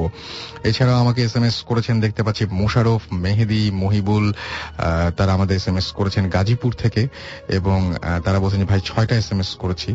আমাদেরকে নওশাদ SMS করেছেন ওল্ড ঢাকা থেকে এবং প্রথমে একটা সালাম দিয়েছেন, ওয়ালাইকুম সালাম, এবং তিনি বলেছেন যে আজিমপুরে যে ঘটনাটি শুনেছেন সেই ঘটনাটা সত্যি। এছাড়াও আমাদের SMS করেছেন সাইফুল মানিকগঞ্জ থেকে। আমাদেরকে ডক্টর মাসুম SMS করেছেন ঢাকা ক্যান্টনমেন্ট থেকে যে ভাইয়া ভৌতিস টিম কি ভালো আছে? হ্যাঁ, তারা ডেফিনেটলি ভালো আছে। আমার সাথে লাস্ট যে যোগাযোগটা হয়েছে তখন পর্যন্ত তারা ভালো ছিল এবং এখনো আশা করছি যে অবশ্যই ভালো আছে এবং খুব দ্রুত তারা আপনাদের সাথে যোগাযোগ করবেন। এখন তো খুব একদম অন এর ডেট সব ফিক্স হয়ে গেছে। সো এর মাঝখানে তারা একবার এসে অবশ্যই আপনাদের সাথে যোগাযোগ করবেন, যত ব্যস্ততা থাকুকই, কারণ এখন তো প্রচন্ড ব্যস্ততার মধ্যে প্রতিটা সময় যাচ্ছে। আর এছাড়া আমাকে জায়েদ তানজিলা SMS করেছেন, তারাও পটুয়াখালী থেকে। বা পটুয়াখালী আজকে অনেক SMS। সুমাইয়া আমাদের লিখেছেন যে রাসেল ভাই আমি আপনার আমি আমার ভাই এবং ছোট খালা 3জন মিলে তিনি 3জন মিলে ভূত এফএম শুনছেন। অ্যাঞ্জেল আমাদের SMS করেছেন। এছাড়াও লুশান আমাদের SMS করেছেন। যারা SMS করতে চান তাদেরকে SMS করার নিয়মটি বলি, আপনার এয়ারটেল নাম্বার থেকে বা অন্য যে কোনো নাম্বার থেকে টাইপ করুন SHOUT শাউট স্পেস আপনার নাম স্পেস আপনার মেসেজ, পাঠিয়ে দিন 9840 নাম্বারে। চলে যাব আমাদের লাস্ট যিনি গেস্ট রয়েছেন তার কাছে এবং তিনিও আপনাদেরকে একটা ঘটনা শেয়ার করবেন। প্লিজ আপনার ঘটনাটা বলেন। হ্যালো লিসেনার, আমি মিজান। প্রথমে রাসেল ভাই আপনাকে অনেক ধন্যবাদ আমাকে আবার কল করার জন্য। তো আমি আজকে যে ঘটনাটা শেয়ার করব সেটা এই রিসেন্টলি আমার সাথেই ঘটা একটা ঘটনা। তো গত রোববার দিবাগত রাতে আমি আমার বাসায় শুয়ে আছি, আমার ওয়াইফ সাথে ছিল। তো হঠাৎ করে রাত 3টা 3:30টার দিকে আমি হঠাৎ করে ঘুম থেকে চোখ মেলছি। চোখ মেলার পরে আবার চোখ বন্ধ হয়েছে, কিন্তু তখনই মনে হলো যে কোন একটা ছায়ার মতো আমার জানালা দিয়ে আমাদের ঘরে ঢুকলো। ঢুকার পরে আমার পায়ের ভিতরে চেপে ধরছে, পায়ে চেপে ধরছে। পরে আমি চিৎকার দেওয়ার চেষ্টা করতেছি, কিন্তু চিৎকার দিতে পারতেছি না। তারপরে কিছুক্ষণ পরে আমার বুকের উপর আইসা বসছে, বসার পরে আমার গলার ভিতরে হাত দিয়ে চেপে ধরছে। ধরার পরে আমি চিৎকার দিতেছি, কোনো শব্দ বের হইতেছে না। প্রায় আধা ঘন্টার মতো আমার ওয়াইফকে আমি ডাকছি। ডাকার পরে এক সময় ও উঠে আমাদের ধাক্কা দেয়, কি হয়েছে। কিন্তু ও যখন ধাক্কা দেয়, মানুষকে যদি বোবায় ধরলে কিন্তু হাত অন্য কারো টাচ লাগে এটা ছেড়ে দেয়, কিন্তু আমাকে ছাড়তেছে না। তো আমি ওইভাবে বলতেছি যে আমার আব্বাকে একটু ডাকো, আব্বাকে ডাকো বলতেছি। এত আস্তে বলতেছি, আমি বুঝতেছি কিন্তু আমার ওয়াইফ বুঝতেছে না। তো এক পর্যায়ে ও অনেকবার জিজ্ঞাসা করলো কেন কি বলতেছো। তো যখন বললো যে আব্বাকে ডাকবো, আমি মাথা ঝুলালাম যে আব্বাকে ডাকো। তো আব্বাকে ডেকে আনলো, ডাকার পরে আব্বা বলতেছে কি হয়েছে। পর আব্বা দেখে এই অবস্থা। পর আমার আব্বা 5 ওয়াক্ত নামাজ পড়ে, উনি খুব পরেজগার একজন ব্যক্তি। তো উনি সূরা টুরা পরে ফু দিতেছে, আমার শরীরে ধাক্কা দিতেছে, কিন্তু কিছুতেই আমার মুখ দিয়ে শব্দ বেরোতেছে না, আমি আস্তে আস্তে কথা বলতেছি। তো ধাক্কা দিতেছে, এক পর্যায়ে দেখে যে আমার ছাড়তেছে না। তারপরে আমার আব্বা সরিষার তেল পরে আমার 2 কানে আর নাকে ঢুকায় দেয়। তখন আমি লাফ দিয়ে খাটে উঠে বসি। তারপর আব্বা বলে যে কি হয়েছে, আমি বলি যে এরকম আমার বুকের উপরে কেউ বসে ছিল, আমার গলার ভিতরে চেপে ধরছে, আমার মুখ দিয়ে শব্দ বেরোতেছিল না। তো এখানে আরেকটা ঘটনা হইতেছে রাসেল ভাই, আমি যে বাড়িটা থাকি ওই বাড়িতে আমি উপরে থাকি, যে প্রায় আমরা শুনতেছি যে কেউ মার্বেল ফালাচ্ছে, মার্বেল ফালায় টাক টাক টাক টাক করতে করতে এক মাথা থেকে আরেক মাথা ঘোরা যাচ্ছে, আবার কেউ দৌড়াদৌড়ি করতেছে। আবার অনেক রাতে শুনতেছি ঝাড়ু দিতেছে কেউ সিঁড়ি।